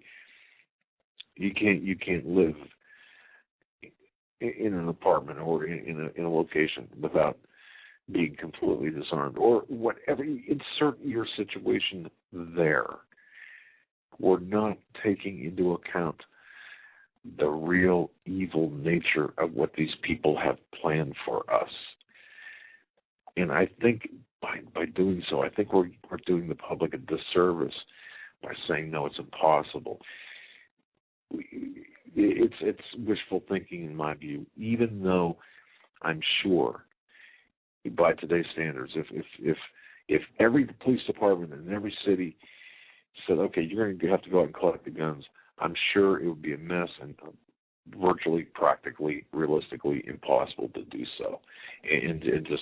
But when you start throwing other conditions in there, you know what I mean. I think it's going to result in something totally different. We're going to be blindsided. Unless we pay attention, we're going to be totally blindsided. That's what I'm thinking. Joe, does that make sense to you? Or do you see what I mean? I mean, yeah.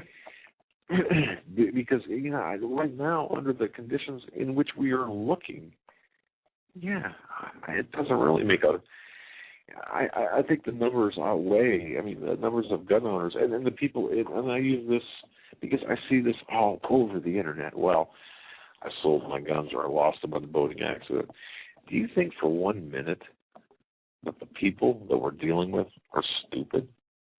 No, I don't think they're stupid, as I don't think they are just people we are dealing with, as it says in the Bible. We are dealing against evil in high places. And that influence of that evil is controlled, from my understanding, by the Lord. And it is the time that Satan roams the earth, and the stress is upon man. And things are not going to be like they were ever in history, or ever will be again. It will be a warfare of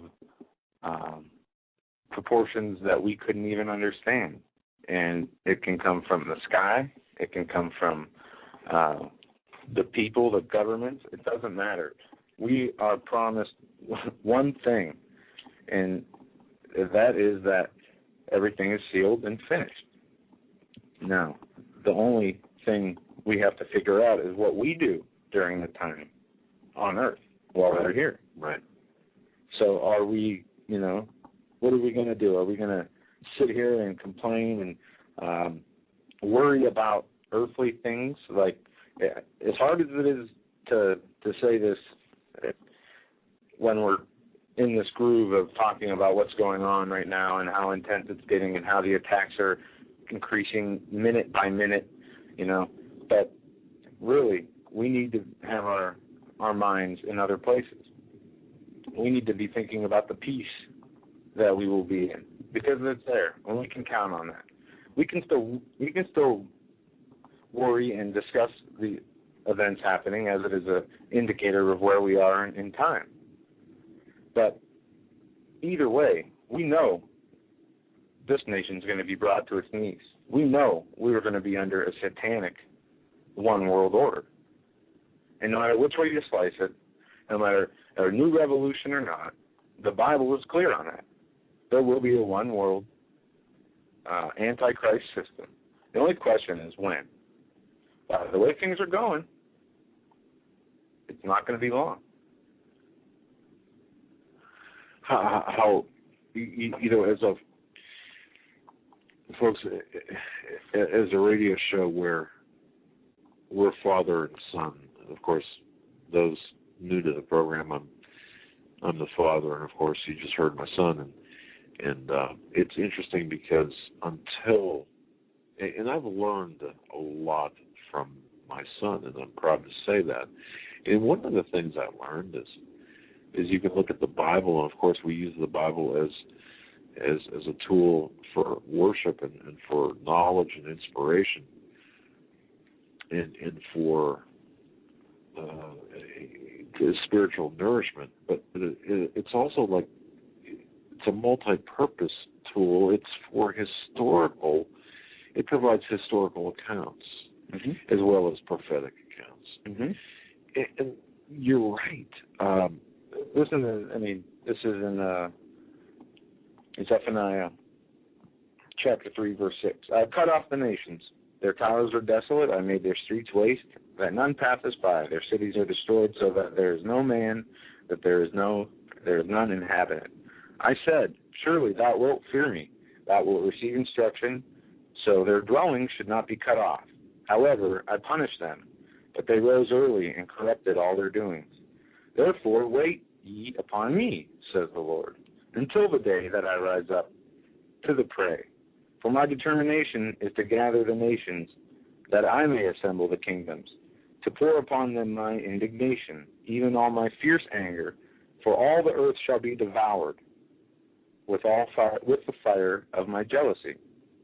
For then I will turn to the people a pure language, that they will have many, and call upon the name of the Lord to serve him with one consent. And this is talking about the becoming of Israel becoming a nation again. Right. And that prophecy we have seen come true, obviously. That is an indicator that we are in the last days.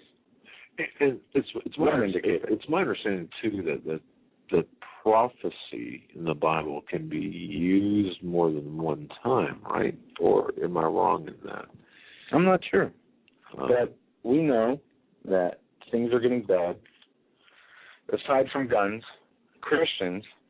Christianity, Christian belief is under attack, which is more important than guns being under attack. It is. It truly is. To remember that the First and Second Amendments are both tied together.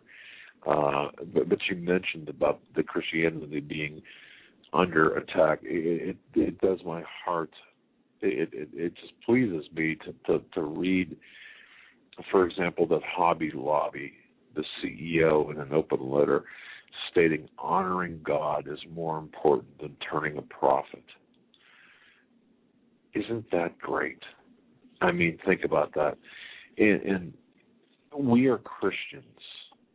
We run our radio broadcast on Christian principles and deliver news, information, analysis through a biblical Christian worldview, as does the CEO of Hobby Lobby, runs his business as Christians. They run their business as Christians and Christian principles. And one thing that got me, he said, I've always said that the first two goals of our business are, number one, to run our business in harmony with God's laws. And we certainly attempt to do that as well, and I think we do a very good job at it. And two, to focus on people more than money. Isn't that what we need to do? Focus. Absolutely. So even if you're in a business or have a business, as long as you put the people first. The money, and I was talking to my wife about this earlier. Oh, that sounds so weird. Only my son. Whatever you need, the only money you need is the money you need to put a roof over your head and food on your table, and to take care of your basic needs. Everything else is extra, and it can be given away. And once you learn to depart with that, and people don't understand in America that most of the world doesn't even have the money to put food on their table. We are a spoiled nation. We are a rotten nation, an evil, self-consuming, self-loathing nation. Well, this is what we've become. Right, as a whole, if you look at us as a whole. Collectively, yes. People don't want to depart with their money to help a homeless person. No. People don't want to depart with their money to help anybody. Until you can let that go and care more about the person than you do the money, you're in trouble. And that's plain and simple. You can take it or leave it, you know? Right. And what we need to do is to help people that they can't hold on to both money and to God, because they're obviously not serving the one if they're serving the other. Well, let me just add this with respect to the Hobby Lobby, because I think it segues perfectly. The CEO stated that the mandate for free birth control, which is already cheap and readily available for anyone who wants it, and has federal subsidies for medical or Medicaid recipients already in place through Title X. Well, this is just a Trojan horse in an attack on religious liberty, and even more for freedom of choice. If businesses want to offer free birth control, which will get funded by premium hikes, they can already do so. So no one's stopping them. And that's the same for schools and hospitals and private citizens who want to donate money to family planning clinics. And yesterday, Joe, you pointed out where Planned Parenthood, what the record number of abortions with taxpayer-funded money. And I still have that article. I did not get rid of it because I knew I would want to look at it again. I posted it on Facebook. I'll grab it from the other computer. But yeah, Obama and Kathleen Sebelius. Sebelius. I always really screwed that name up, but they want to strip the choice from Americans and force everyone to subsidize the procreative choices of everyone else. And even those tens of millions who belong or who adhere to strong religious beliefs have heretofore never had to be part of public policy. That's the invasion of privacy. And we as Christians are being attacked, and people speaking to you as a Christian, only as a Christian, we must resist and we must put up a fight against the attacks against Christians and against Jews, because this is this not the battle that we are, the ultimate battle in which the Bible says that we will be engaged, in which we will be engaged? I believe it is. What these elected officials, and I don't care what party they are, it doesn't matter to me, because this has been a long time in coming, and this is across the aisle, and they're prostitutes for their positions. Whether they're Republicans or Democrats, they sell out. It's just a matter of their price. They sell out so they can, not to offend the people who want this birth control.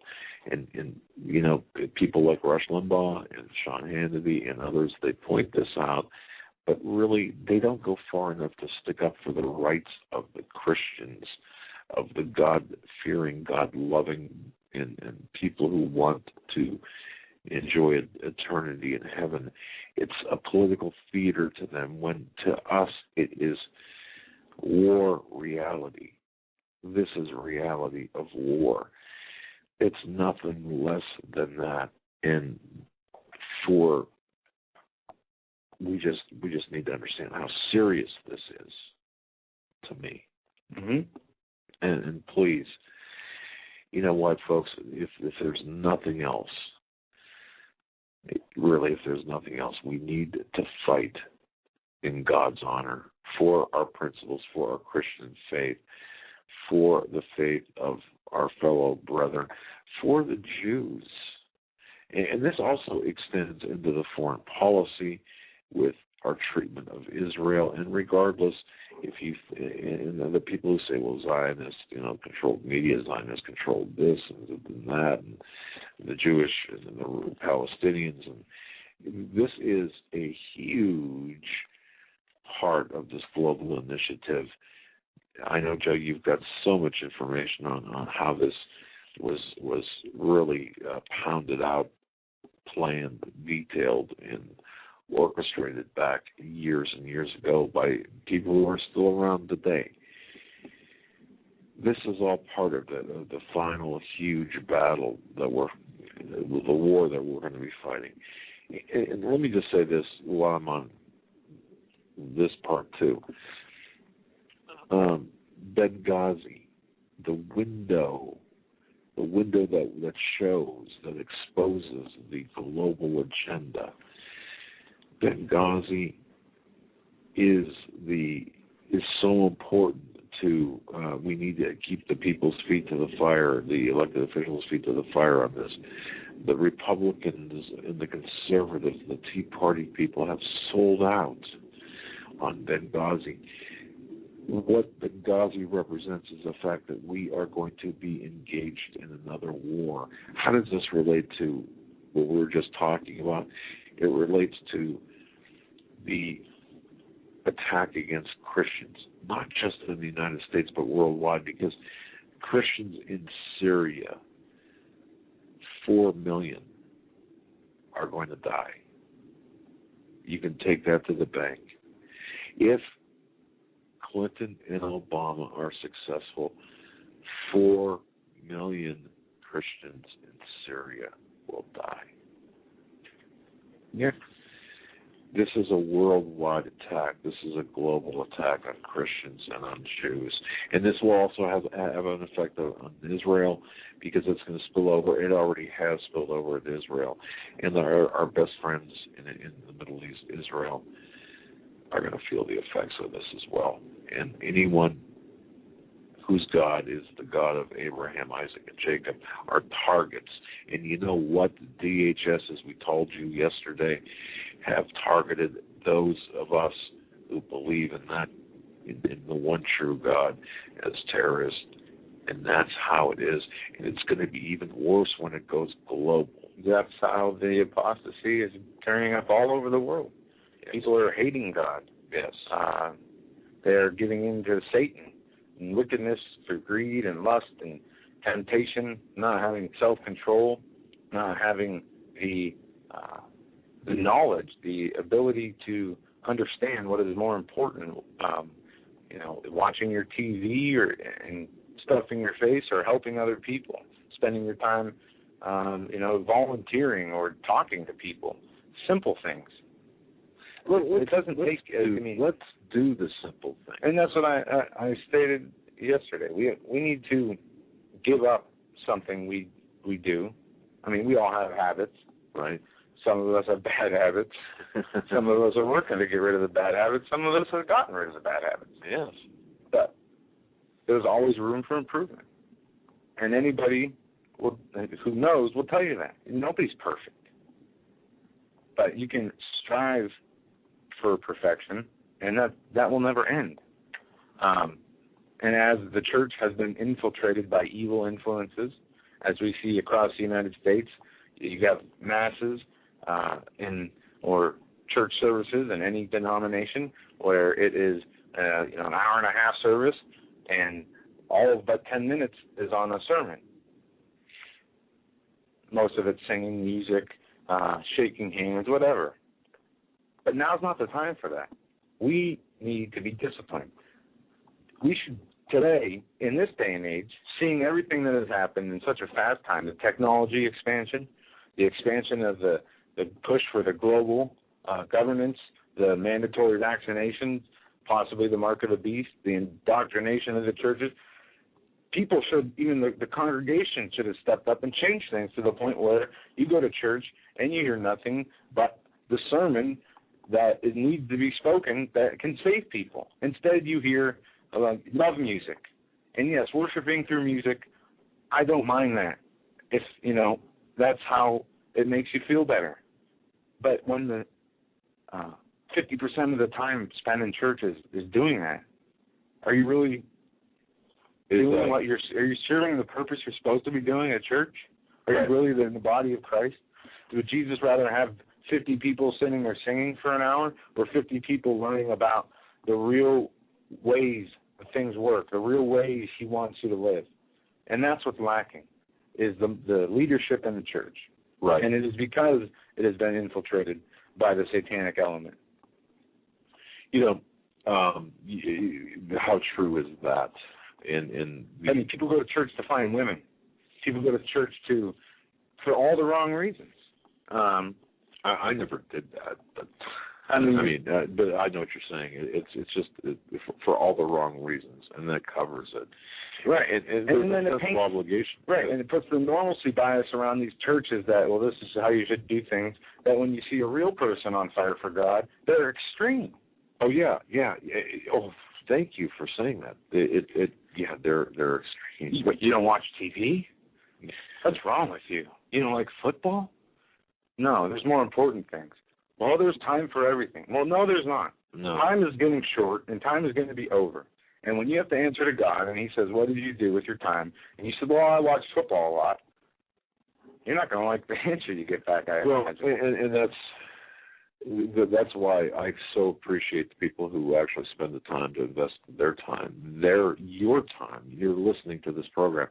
Don't think for 1 minute, folks, that we don't appreciate your investment of time into this program, and we realize the responsibility to us that represents. I want to thank Rebecca for sending this email. Rebecca, thank you so much. She writes, "Hi, Doug and Joe. I recently discovered this website of Pastor David Langford and his revelations of the Sandy Hook tragedy. Go to the podcast archive and see the voiceofevangelism.com. Now, folks, we've interviewed Pastor Langford. His website is the voiceofevangelism.com. And she points us to Superstorm Sandy and the massacre at Sandy Hook, which was apparently, from the looks of it here, I haven't checked it out, but it was recorded on Monday, or this edition was Monday, December 17th, 2012. So if you have a chance in your off time, definitely listen to the podcast from David Langford. Rebecca, thank you so much. Also, December 31st, 2012 is a very good program as well. She states, there's so much wrong with the evidence, more than you can imagine, she writes. And I had spoken to Pastor Langford the other day off air. We had talked for quite some time. He was very troubled by what he saw and what he knows, because this guy, Pastor Langford, had responded to many, many, many, many incidents, including mass casualty events. And he said, look, there's just something not right with this. So, Rebecca, thank you so much for listening, and thank you certainly for that, folks, at the voiceofevangelism.com. And there's information about that. And also an email from, you know what, I'm not even sure how to pronounce your name, and if I mispronounce it, I apologize. Betty or Biet. I'm sorry about the pronunciation. She writes, Seattle now has a gun buyback program. The comments are interesting. And I wonder just how many guns will be turned in. There is a Seattle gun buyback program. It's KOMO, KOMO news.com. That's KOMO news.com. That's a local station up there. Read the comments on that, and I want to thank you so much for that email. Joe, I felt it interesting that, and one thing too, you know what, I'm not going to get into this because this involves what we were talking about before the show about Steve's Q alert, or not Q alert, but the dreams and visions. I won't get into that email here. I've just got just a whole bunch of of emails from listeners, and I want to thank. Yeah, we were supposed to read all the. We still have all our Christmas cards, and there's some awesome stuff. We didn't get a chance to read that. We had guests when we came back and then we had the break, and we'll read those. Yes, we'll get to those. Yes, and we just want to thank everyone for the outpouring of support, and a couple of emails. The least I can do is acknowledge the listeners right now. I want to say hello to Karen in Rome. I want to say hello to Kay in Anchorage, Alaska. I want to say hello to Paul in, I believe this is Indianapolis, listening on an AM station that's streaming our program, and also Glenn. I'm trying to read what that says here. Glenn writes, love your show. Also want to let you know that I agree with you on Sandy Hook. Please don't let this die. Also, please don't stop investigating Benghazi. And that's Glenn from New Hampshire. So we got the country and even some international parts covered. And we're also right now I want to say hello to Tamar in Jerusalem. So that said, we're up against the break. Guys, give us a call, 661-244-9839. We're going to take a very short break, come back, hit one or two news headlines, and take your calls. And so get them on in while you can. We only have a few on hold. 661-244-9839 is the number. We want to hear from you on whatever it is you'd like to talk to us about on this Tuesday, January 8th, 2013. I almost said 2012. We'll be right back after these short messages. Stay with us.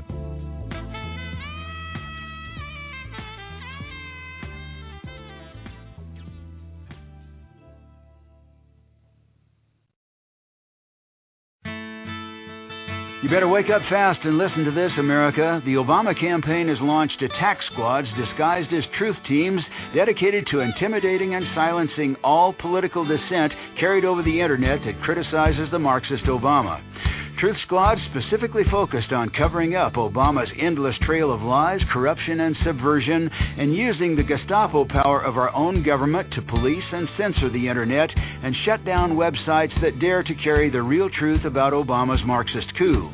Remember the names of these Gestapo-style agencies at work right there in your neighborhood: KeepingHisWord.com, KeepingGOPHonest.com, and AttackWatch.com.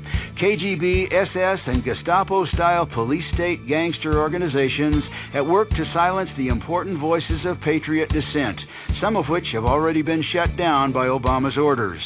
Adolf Hitler would have been proud. We're the 21st century Tea Party patriots.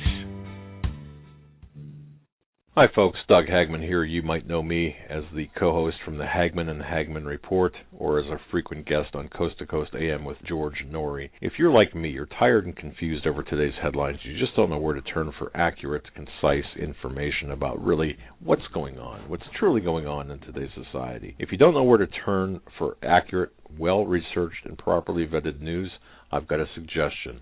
In fact, it's a requirement. Bookmark Canada Free Press. That's CanadaFreePress.com on the internet. It's just not for Canada. It's for news across the world. Judy McLeod, founding editor, has put together a vast array of talented writers like Kelly O'Connell, Daniel Greenfield, Dr. Eilena Johnson-Powell, a lot of guest columnists, very talented writers. Folks, that's Canada Free Press at CanadaFreePress.com. Now mobile friendly. Follow on Facebook, because without America, there is no free world. Doug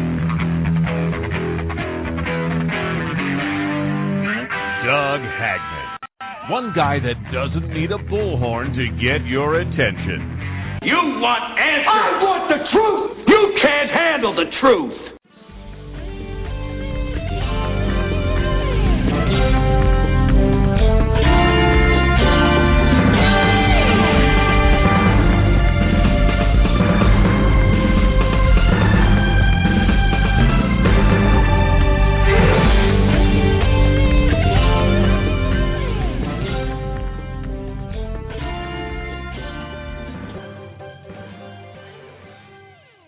Welcome back, ladies and gentlemen, to hour number 3 of the Hagmann and Hagmann Report.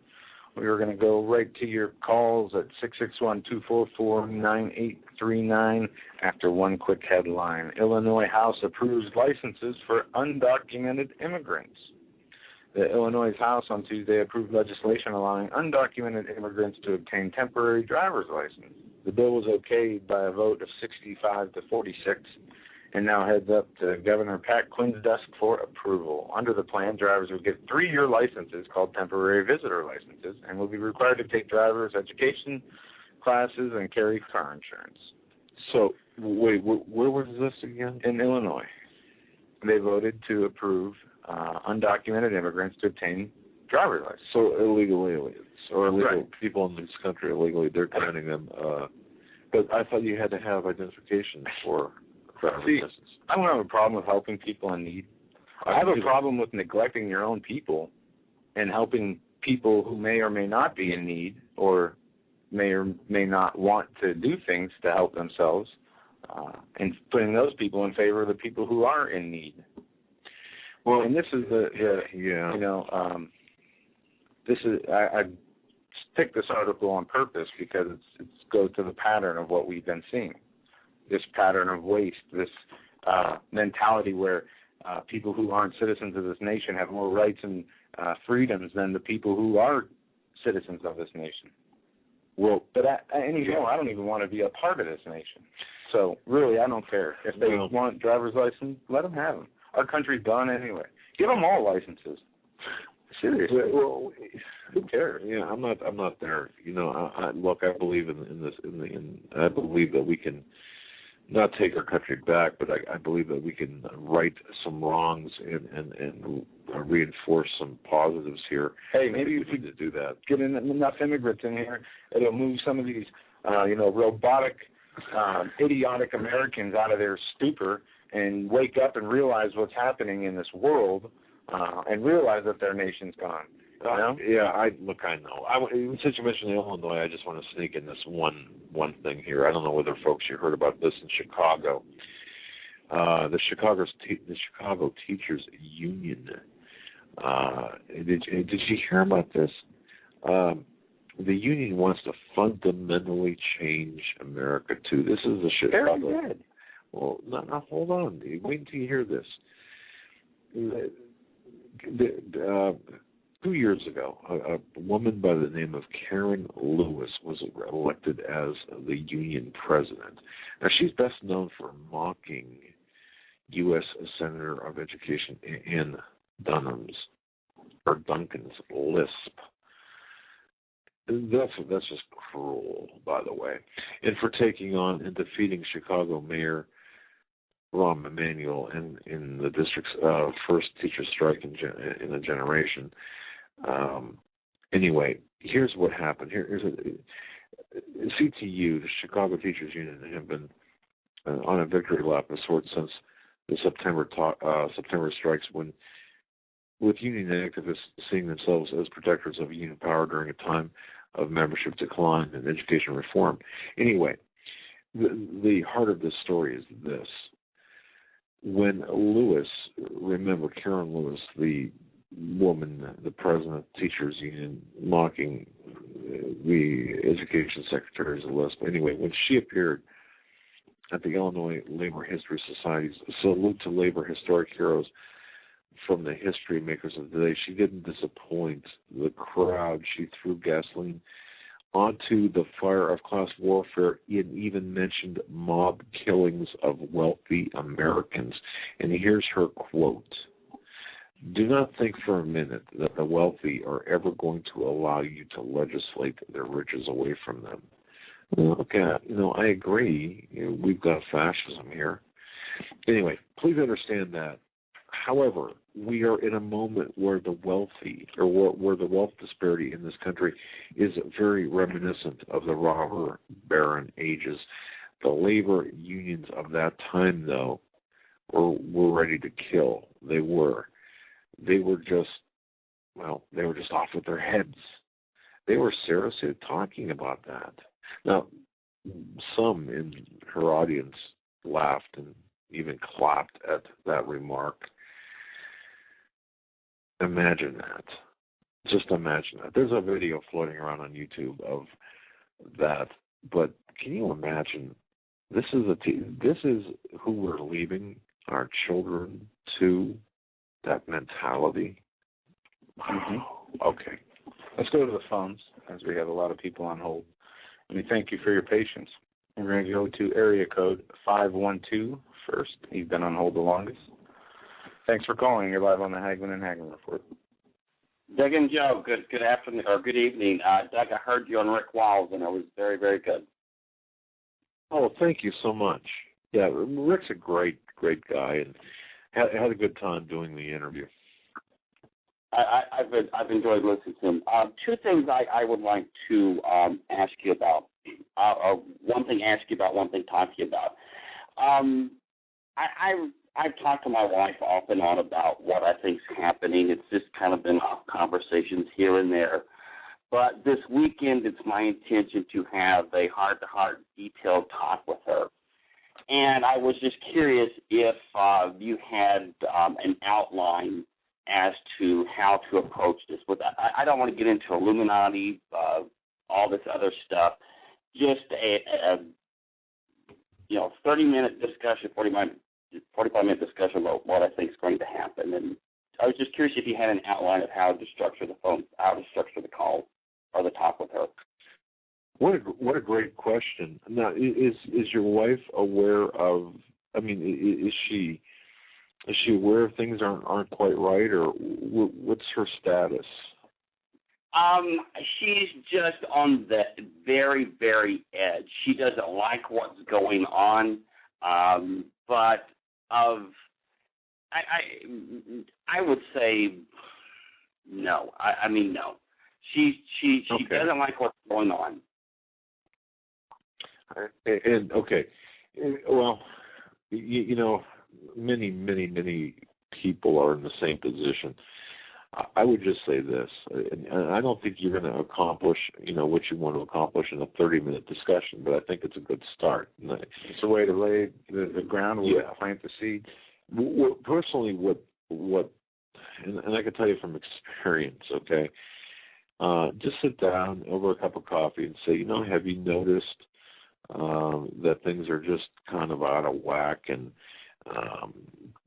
things aren't. You don't have to get very specific. You really don't have. I mean, certainly, Illuminati wouldn't even enter into the conversation, but it would be something to the effect of, you know how much I care about you, I love you, and the fact that we've got a family, if you do, or whatever. We know our plans for the future. We're planning our future together, and part of our plans together for the future, we've got to be on the same page with things.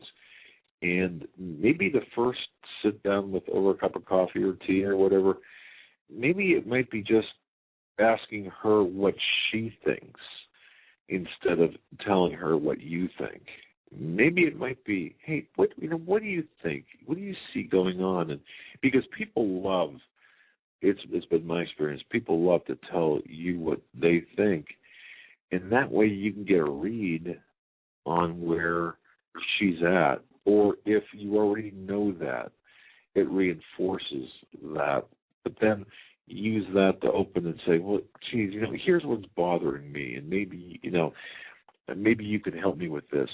I see that, maybe I see I see the economy having some trouble, and we're going to be forced to be paying higher food prices here in a couple of months. And you might even cite a few stories here or there, and say, well, what do you ask her, what do you think perhaps about maybe buying some extra food, over the next couple of weeks, just to kind of hedge your bets and go that way, or stay away from the hyperbole and the stuff that's really drastic. Does that make sense to you in a way? Yeah, and I mean, I've already been buying food. She's aware of it, and she knows why. I mean, there's some parts of it. I don't want to make it out that she's completely ignorant. There's some parts of it that she is, but I've never really just had a detailed heart to heart. And I appreciate what you said, because my concern is hitting her with too much. So I think maybe this weekend, it's kind of what do you think? Here's what concerns me, and then maybe next week or a couple of weeks later, after it kind of sinks in, then we just take it a little bit further than that. So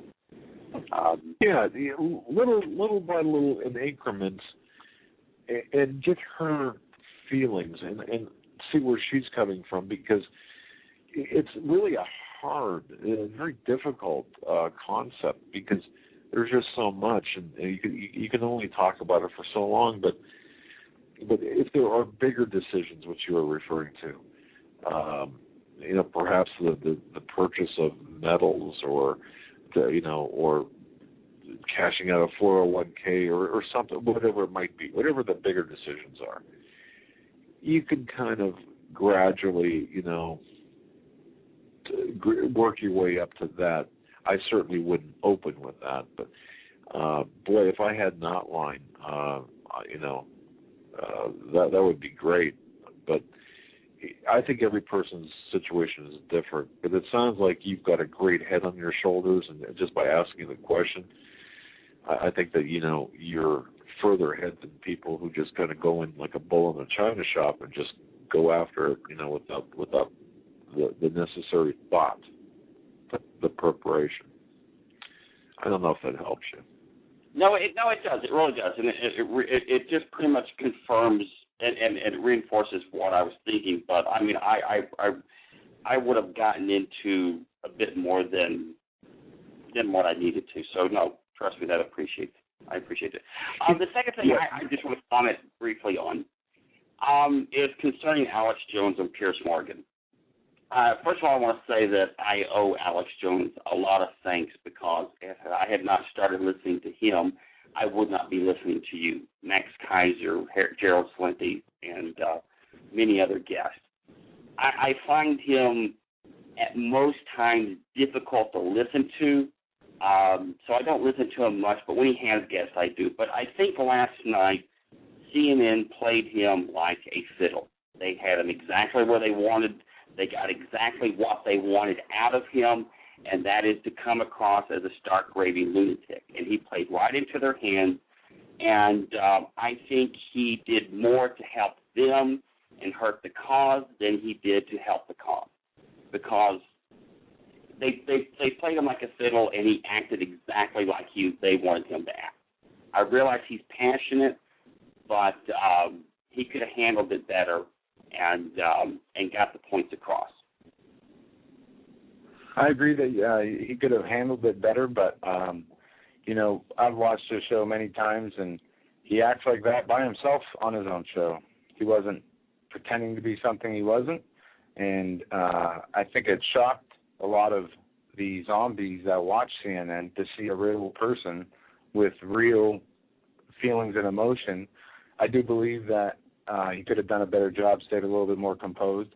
But when dealing with a communist, I'm not going to name call, when dealing with a little girl like Piers Morgan, somebody's got to get in this guy's face. There are better ways to do it, I agree, but the message had to get across. Well, caller, let me just add one thing, because I've been on the, I remember one particular interview that I did. This was not for Fox, but it was. This was in a pretty big market television station. There are things that happen. Producers come up to you, assistant producers, various people that you don't have a clue. Things are happening so fast around you. The only thing I can say to people is we don't really know what went on in the minutes before he went on air. You don't know what he was told. If somebody said, look, we want you to just come out of the gate swinging, because that's what Piers Morgan wants you to do, because he's going to come out swinging as well. It makes for good TV. We don't know. I said it yesterday. When he was on The View, it was the same thing. They know what they're doing. They know what they're getting into when they bring him on. And I believe the caller is right that they set him up, because they had people lined up against guns before him, and they had people lined up after him that were shooting him down. And it was going to happen that way regardless of how he acted or what he said. But regardless, he got his message across. And I think Piers Morgan, I think less of Piers Morgan, than Alex Jones, obviously. The guy is a lunatic, and Alex got some good points in there about the scandals he's facing and back in his own country. And why not go back to your own country? If you don't like guns, they don't have guns there. Get out of here. Yeah, but the caller, I think you made a good point, because I've heard this multiple times today where but it makes us look crazy. Well, that's what people say. Yeah, well, there's probably about a year's worth of sound bites that can be taken from what happened last night to be used against the cause. And I think, caller, I think you're very observant and astute to say that, or to point that out. I don't know. It's crazy. Everything's upside down and backwards. I don't know. Yeah. But no. Thank you very much. Anytime. God bless you, my friend. Good luck, by the way. Take care. Thanks a lot. Thanks for the call. Yeah, God bless anyone who is trying, who's doing their best and trying to, even with passion, even with unbridled and passion, to change things. Far be it from me at this point to say anything.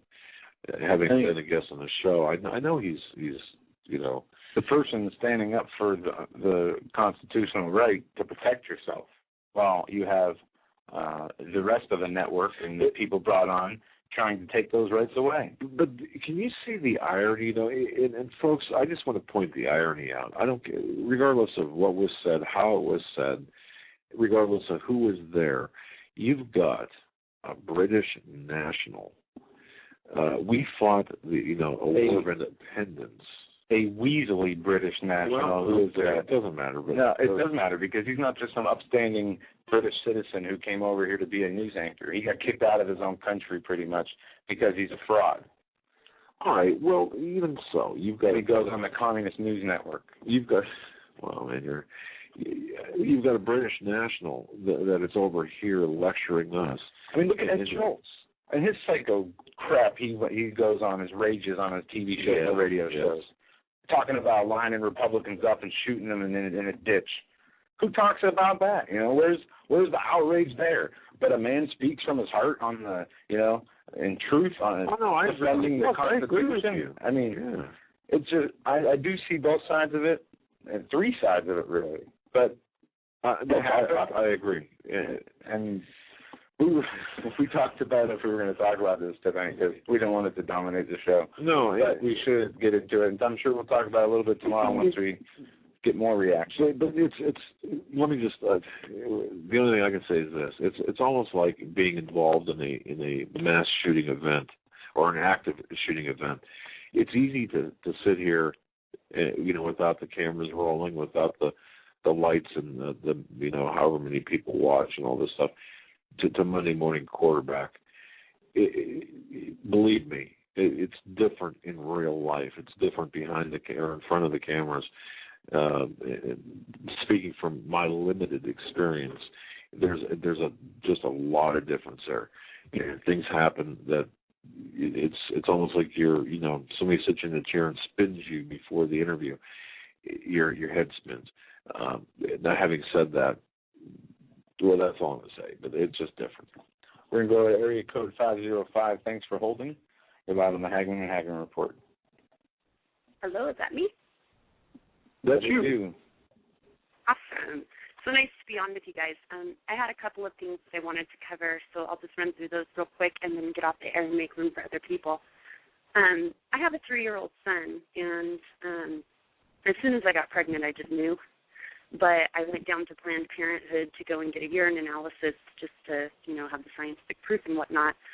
So I go down there, and they have you fill out a little page, with your personal information and have you check a couple of boxes. One of the questions was whether or not you were going to keep the child. So I checked yes. And when I got called to the back room, the lady, not only did she seem super excited, but she was, shocked that I wanted to keep the baby.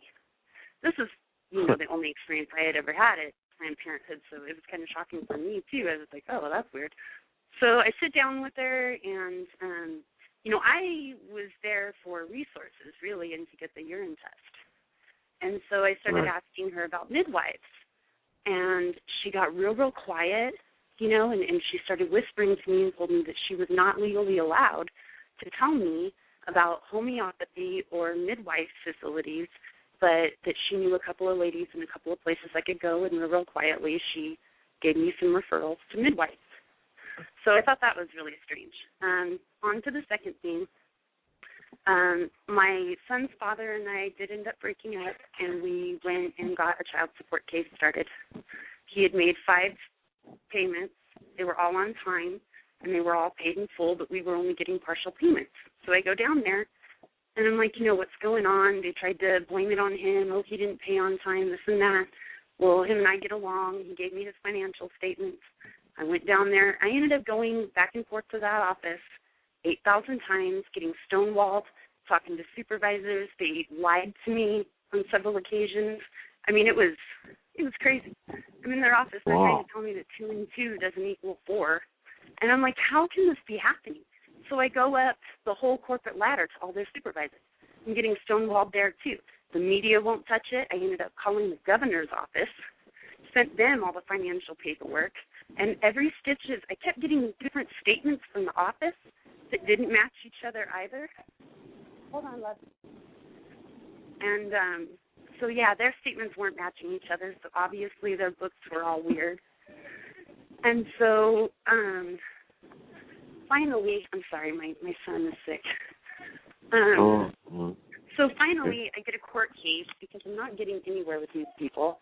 So I get in there, and the judge tells me that she wants to reschedule the court case and tells me that I need to send the child support office and her a list of the laws that I was going to cite in my court case when we get it rescheduled so that she could brush up on the laws. This is a judge, mind you. And that all the 8,000 times I've already proven my case to the child support division that I need to now make them aware, pretty much lay out all my cards for my case and explain the law to these people who are supposed to know it, which is weird. So that court case is still pending. What I've discovered is that in trying to get all of these things addressed, people are scared to death to stand up against the state. So I'm trying to fight this by myself. Well, in my research, I discovered that every dollar that is collected by the Child Support Division is then matched in state funding by the feds, by the federal government. So there's your incentive for corruption there. And then, on top of that, every one of those dollars collected is also ran through the Federal Reserve. Private child support payments from one parent to another are ran through the Federal Reserve. What could be the reason for that, right? Totally weird. Okay, so one more thing, and then I'll get off the line. Can you please? What I really appreciate about your show is that you guys present your arguments as logical, intelligent gentlemen, and you don't make people who are questioning the motives of government and authority, you don't make us look crazy. Not only does Alex Jones not always do the fact-checking he should, which is another reason I appreciate your guys' show, because you guys do fact-check before you make public statements, and that's very important. But also, he shows up to peaceful rallies and makes a huge ruckus, and I just feel like even though he is right on a lot of points, and yes, I agree that the times of being nice is, getting kind of hard. You push a dog into a corner and slap them around enough and they bite back. I get that. But I think that the reason he is so in the mainstream media, I think that he's allowed to be there because of the way that he presents himself, because he makes us look like crazy people, because he, like the last caller was talking about, because he makes us look bad. And, I really don't appreciate it. And I'm not trying to slander anybody or be disrespectful. I'm just saying that I think that all of us would do better to conduct ourselves in a more logical and reasonable manner when we're presenting these arguments. And like I said, I really appreciate that about your guys' show. Anyway, I'll get off the air so that other people can have a chance to talk. Okay. really appreciate your guys' show and the fact that you guys stick to your beliefs. And it's kind of nice to have some long-distance fellowship with other Christians as well. So thanks again. Well, thank you, and we appreciate your listenership and our best to your son. Hopefully he'll feel better. And, boy, I remember those days. 3-year-old and sick. It's not fun. No, not at all. But one question I do have with the child support, do you have an attorney, or are you doing this by yourself? I don't need an attorney. I have this case nailed down. I did speak to an attorney who informed me that and we did a bunch of case law studies. They have suffered little to no consequence for stealing from people. I mean, this is going on around the country, too, not just here in New Mexico. And they've actually, first of all, they have the power to seize people's bank accounts, put liens on their property, and they do it. And in a lot of these cases, there was a case, this other guy, he lives here in New Mexico, has a child here, and then he has a child in Arizona that he pays child support for. Well, he pays one payment that's automatically taken out of his paycheck to the New Mexico Child Support Board. They're supposed to take out X amount for the child here and then forward the rest to Arizona. They hadn't forwarded anything to Arizona for over a year. So Arizona issues a warrant for this man's arrest. And he can't do anything about it. There is no accountability whatsoever. These people, even whenever people win their court cases, they never get their money back. I mean, it's absolutely astounding. And like I said, I went up to all their supervisors. I've been stonewalled several times. The media won't touch it. The governor's office, obviously.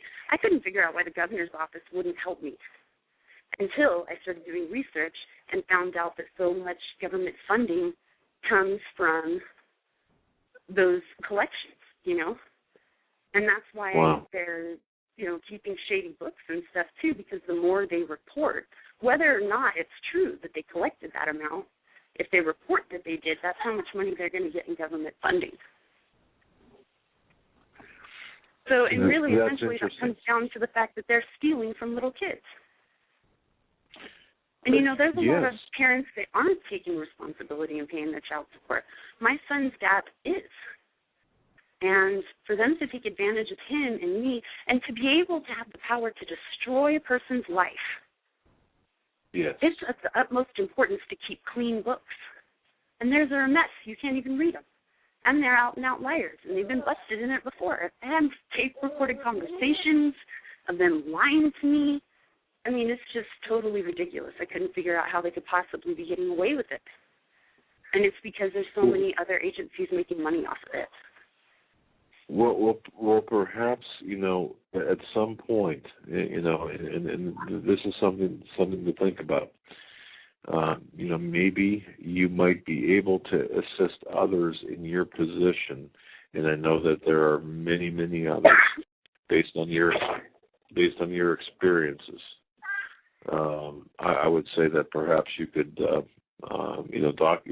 keep good documents as to what's going on, and then perhaps at some point in time, you might be in a position to help others get through this minefield that you're experiencing.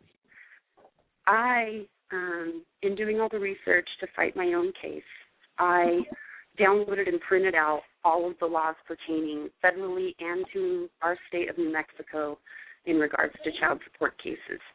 Mine was very straightforward, but there are other cases that are infinitely more complicated that I downloaded the entire law for every single case that could ever be applied. So I do have that material, and so I started talking to people. I made a flyer, and I started talking to people and started talking to a lot of people off record about the issues that they were having. Now, not only are a lot of these people on other forms of assistance, such as food stamps and whatnot, so they don't want to question the state because they're dependent on the state. Obviously, that is their approach. But also, my son's father and I get along. He gave me his financial records and things. Not everybody is in contact with the other parent. So when they start telling you, oh, it's the other parent's fault, they're not paying or they're not doing this, they just have to accept that. I didn't. I was able to get a hold of financial records and whatnot and get a hold of the materials that I needed. But, they wouldn't let me bring my accountant in there. They wouldn't let me bring my mother in that office. No witnesses whatsoever. They told me I wasn't allowed to record the conversations, but I did anyway because I was sick of being lied to. Yet they send in 3 of their cronies to come in and double talk you, team up on you, tell you things like, oh, well, clearly we're just not making any progress with you, and things like that, treating me like I'm stupid. Another thing was one of their accountants told me, oh, well, all we have to do to fix this is go into the computer and change the date of when the check cleared. And I'm like, dude, that's fraud. That's fraud. Did you just say that to me? It's totally ridiculous. Well, and what kills me is it's a well-documented, well-known problem. And like I said, it's not just here in New Mexico. This is going on throughout the state, and there are some cases where they start using child protective services against people and trying to take their children away. This stuff gets ugly. I ran across some really gnarly, weird things in my research and the stuff that happens to people. So I've documented my case very well in the paperwork, and like I said, I have a pending court date, so I am putting all of that documentation into 3 or 4 separate hands so that if I do end up facing any harassment or they start trying to mess with my son or something, that I have some sort of recourse, that somebody knows something about what's going on rather than me being out there by myself, because everybody's afraid to go up against the state, or they don't have access to the information like the other financial records or whatever. So everybody's scared to death, and Yeah, and I'll tell you what, we'll cut you loose, but that's a problem that we've got to, that other people have to know about, that there's an issue taking place right now, and it's states all across America. People are in the same position as you're in. There's a lot of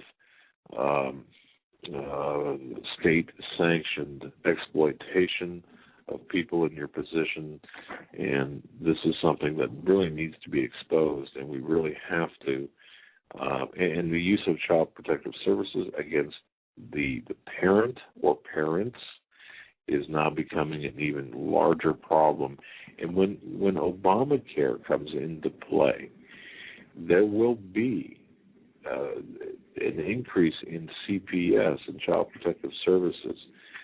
I've severed all my ties with the government completely. We severed our child support case. We have severed everything that has to do with the state.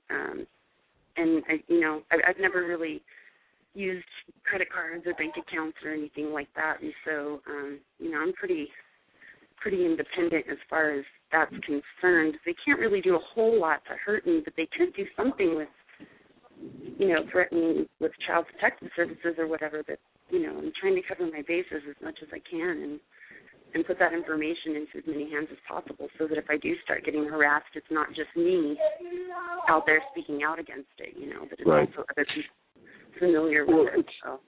It sounds like you've got your bases covered, and I want to thank you and certainly give your son a big hug and do take care of him. I want to thank you for listening. Thank you for the call. We'll keep you in our prayers, and God bless you. Thank you for listening, and thanks for imparting the information to our listeners about what you're going through. It's a nightmare. Well, thanks for listening to my rant. I really appreciate it. My heart goes out to anybody else in this situation, and God bless.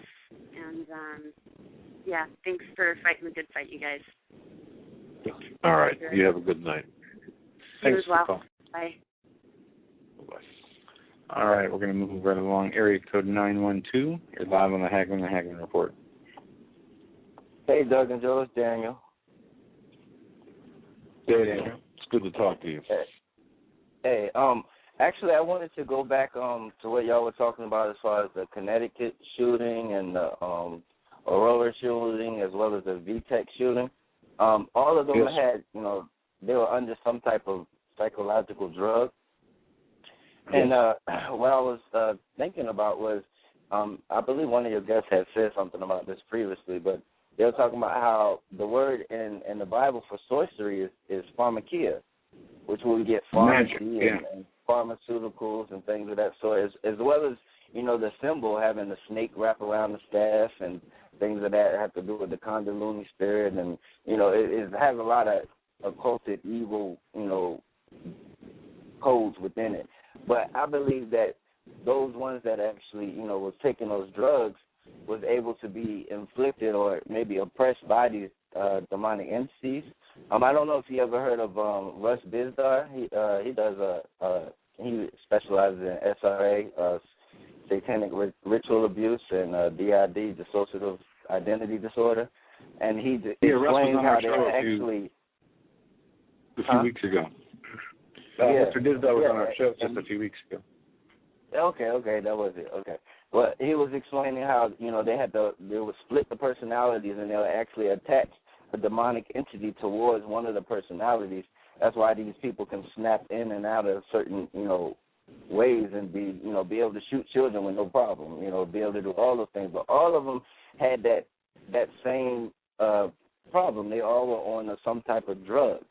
Now, I believe, not just looking at it from a physical aspect, but from a spiritual aspect, all of these things were demonic. They were evil. They were, death, killing, and all the other things. But I believe they were all, tied in together, especially like you were talking about the Aurora shooting and then the Batman movie. And then, they call that, some people call that front loading or lesser magic, where they'll show you what they're going to do in the movies and the TV shows and everything like that. I don't know if you ever heard of Lone Gunman that came on the TV in March of 2001, I believe. You ever heard of that? Absolutely. Yes, sir. Yeah, and how they were actually talking about running these planes into the towers, and then a couple of months later it ended up happening right after that. And then in the $20 bill, the twin towers blowing up in the $20 bill that was made way before the actual act happened. All these other things. And also, I wanted to say something. Doug, you had said something about prophecies where they use more than one time. I believe, my personal belief, I think they were. As far as like Nimrod was the ruler of the whole world. This was the New World Order. If you look at it, they had the same speech, they had the same currency, as well as the same religion. And they were all fighting to build this Tower of Babel, which in Hebrew, Babel means door of God, and they wanted to go to war with God. And so, how God says that there's nothing new under the sun, everything repeats itself. I believe those historical documents and things that have happened will happen again. So in a way, the prophecies are, like twofold. It can be used more than just one time because history repeats itself. Like the Hebrews when they were in Egypt with the Pharaoh, and then Moses told them to let his people go, and the Exodus and all that other stuff. That same phrase that was used when God was talking about how he saved the Hebrews from the Egyptians. He talked about how he gave them wings and flew and they had wings like an eagle and flew out away from the Pharaoh. Now we have in the Revelation, it talks about once again the church having these wings and then fleeing into the wilderness. Once again we see the same dilemma or the same characteristics just in a different time. So it's like we can actually, look at the Bible and see what's going to happen because of what has already happened. And the New World Order and, all the different religions, once you go into theology, there is nothing, caller, there is nothing new under the sun, according to the Bible. There is nothing new under the sun. Yeah, and boy, you said a mouthful. You covered a lot of ground, my friend. You really did. No, man. I'll tell you what. It's all of this is important, and you mentioned one thing. If you notice the icon, the symbol, the medal for Obamacare, I'm trying to recall now what they call that. the snake around the stick for, what is that, for the medical profession? Yeah, it's for medicine. And the eagles, or the wings. If you look at the symbol for Obamacare, and you look at the Nazi, and I'm sorry to bring to make this connection or to bring this in, but there is some resemblance, some similarities between the two symbols, and it almost makes me believe that it's not accidental. From the wingspan to the stars to the way the snake wraps around the staff, and it's just kind of creepy, if you will. But yeah, so. And also, if when he went to his Democrat convention back in 2008, when he said that he was going to run for president, the backdrop that he had was actually the throne of Zeus. So if we actually look at him using that backdrop as his own, the throne of Zeus, which Zeus is, not God, he's anti-God, which would make him Satan. Zeus is the one that has the lightning in his hand, and, Lucifer in Latin means light bearer. So right there we see Zeus holding light bearer, being that person, that deity, the all-knowing God or whatever, which is pretty much Satan. But you see him have the same exact backdrop, right there in your face, and he's on the throne of Zeus, saying that he's going to be the president and this, that, and the other. And there's so many different little backdrops where he makes himself seem he's so much more elevated than everyone else. I get a lot of slack for this because my family, they were like, oh, it's a black man and this, that, and the other. And I was in that whole era for a second. But then when you start looking at all the stuff he did, all the stuff he's doing, the way that he carries himself, he's not for anybody, regardless black, yellow, green, or yellow. It doesn't matter what it is. He's just a puppet. And, when you're starting to see his satanic ways through all the stuff that he does. But I really just wanted to say those couple of things. But I appreciate y'all, and I hope you have a good night. Thank you so much, Daniel. Once again, I made some excellent points. What a great phone call. Yeah.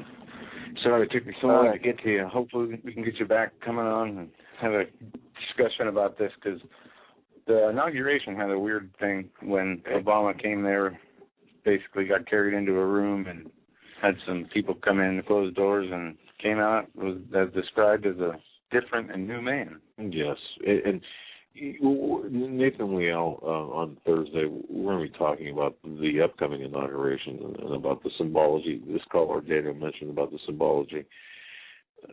There is so much symbology that if we pay attention, and I know people look at us and they say, some people, and this, come on, are you serious? You're just trying to make something out of nothing. When in fact, yeah, we're serious, because the symbology is part of this, the part of the bigger lie, and it's the in-your-face subliminal. Yeah, exactly. Yeah. No, it's right on the money. We're going to move on here. Area code 250. We're coming to you next. You're live on the Hagmann and Hagmann Report. Hi, Doug and Joe. It's Jeff from British Columbia, Canada. How you doing? Good, sir. What's on your mind tonight? Where do you start? Where do you start? Yeah. Well, you're an investigator, Doug and Joe, and I tend to think when you investigate, you sometimes find a lot of coincidences and put them together. It starts to lead you down a path. And when I look at these shootings, I keep seeing young adults, young males, young kids, a trend going on here. This whole gun rage, if people were going around, shooting up politicians, shooting up everything else, then we really have to look at things. But it's always kids, it's always young adults, people that live with their mom. I really believe it is programming. It's they want to strike fear in the hearts of the women of the home. They've always used the women of the home to divide the family, and that's just another way to get the guns, is to fear the women. You know, what's more scary than your child taking a weapon, killing kids, and killing you? You know, women see this, and they're scared, and they want their guns to go out of their home. They don't know any better. They don't, you know, this is the trend they're playing. They always play these trends of fear, and that's all it is. And right now, we need women to stand up and say, no, keep the guns. You know, stand up to it. Stand up any way you can. I mean, I live in a place that's heavily Illuminati controlled for a long time through Masonry and Catholic Church, and wow, it gets pretty rough, guys. The medical systems, the government, corporate control, the facts, you know, even in BC here, we can't sue when the government does something wrong. There's no accountability. In the end of the day, you know, it's tough for everybody. But this isn't going to go away. This just really isn't going to go away. No, it's really only going to get worse, and I think we have to be vigilant. Obviously we have to be vigilant, but we are entering into a time period that, unlike any other, although, as I mentioned earlier, you know, there's nothing new under the sun. History does repeat itself, but yet we as a collective society in this country have never seen what we're seeing today play out. And, you know, it takes such utmost discernment, spiritual and intellectual discernment right now. Because, boy, it would be so easy to go down the wrong path, and so easy to be tricked, and so easy to be deceived, and so easy to be, you know, we have to be careful, and we have to have that spiritual, biblical, godly discernment for the truth. And it's, I don't know, to me that's so important. And even take what we say, take it to prayer, and take it to your own research. Do what you think, you know, follow it through, because there's just so much going on. Yeah, that's right. And, you know, it's, well, with the whole discernment thing, you know, Jesus says that to enter into heaven, you have to be of the spirit of a child. And, you know, what I believe that means is, you know, you have to be a child seeking his parent, and your parent is God. God's your father, and you really do have to turn to him and let him guide you like a child would let a parent guide him. You know, these people that go around and say, oh, well, I'm a Christian, I love God. I'm a Muslim, I love God. I'm a this, I love God. When you get to heaven, that's not going to work. It's not going to buy you a ticket. You know, you have to build that bond with God, and loving God is not something you say. It's a bond you build. You build the bond with God first. You become the child to the Father, and then the Father will give his love, and that love will build as the Father guides you through, you know, your journey, your life journey. And I honestly believe that's what he's talking about in that case. Interesting. Yes. Very, very well said. All right. Well, you know, enjoy British Columbia, and of course, while you're in British Columbia,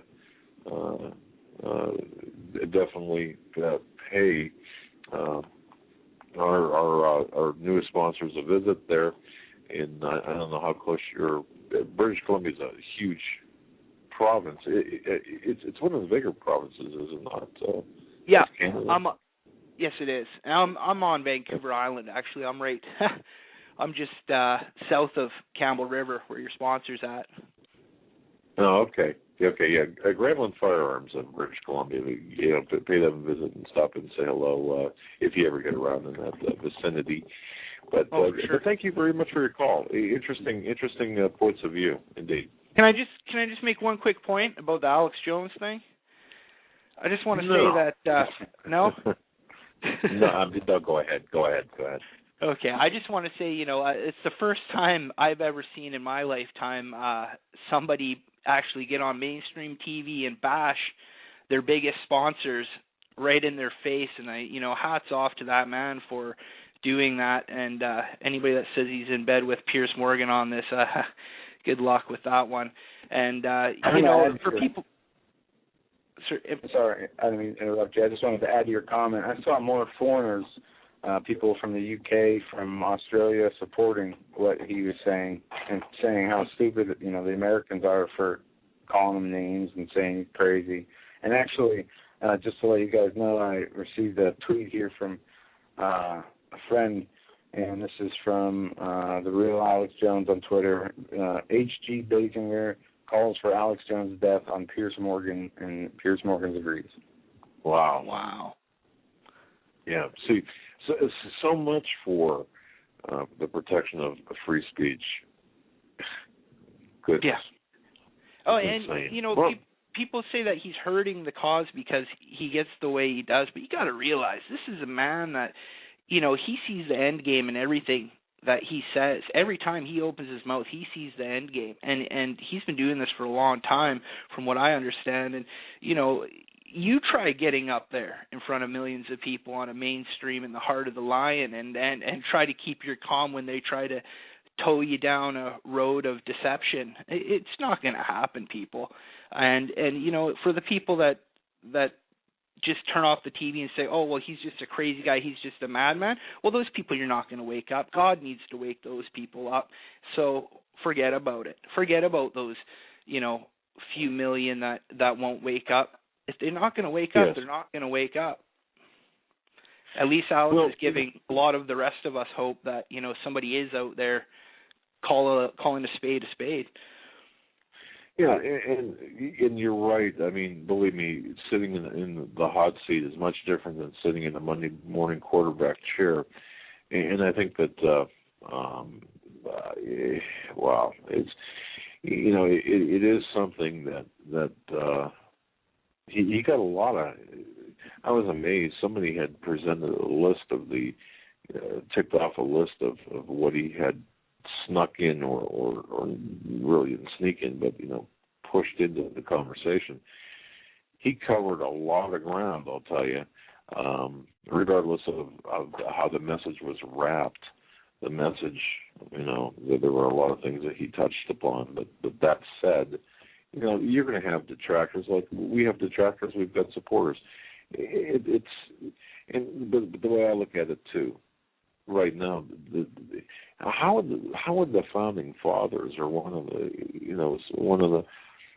how would the founding fathers react to the tyranny which we're exposed to right now? I'm sure.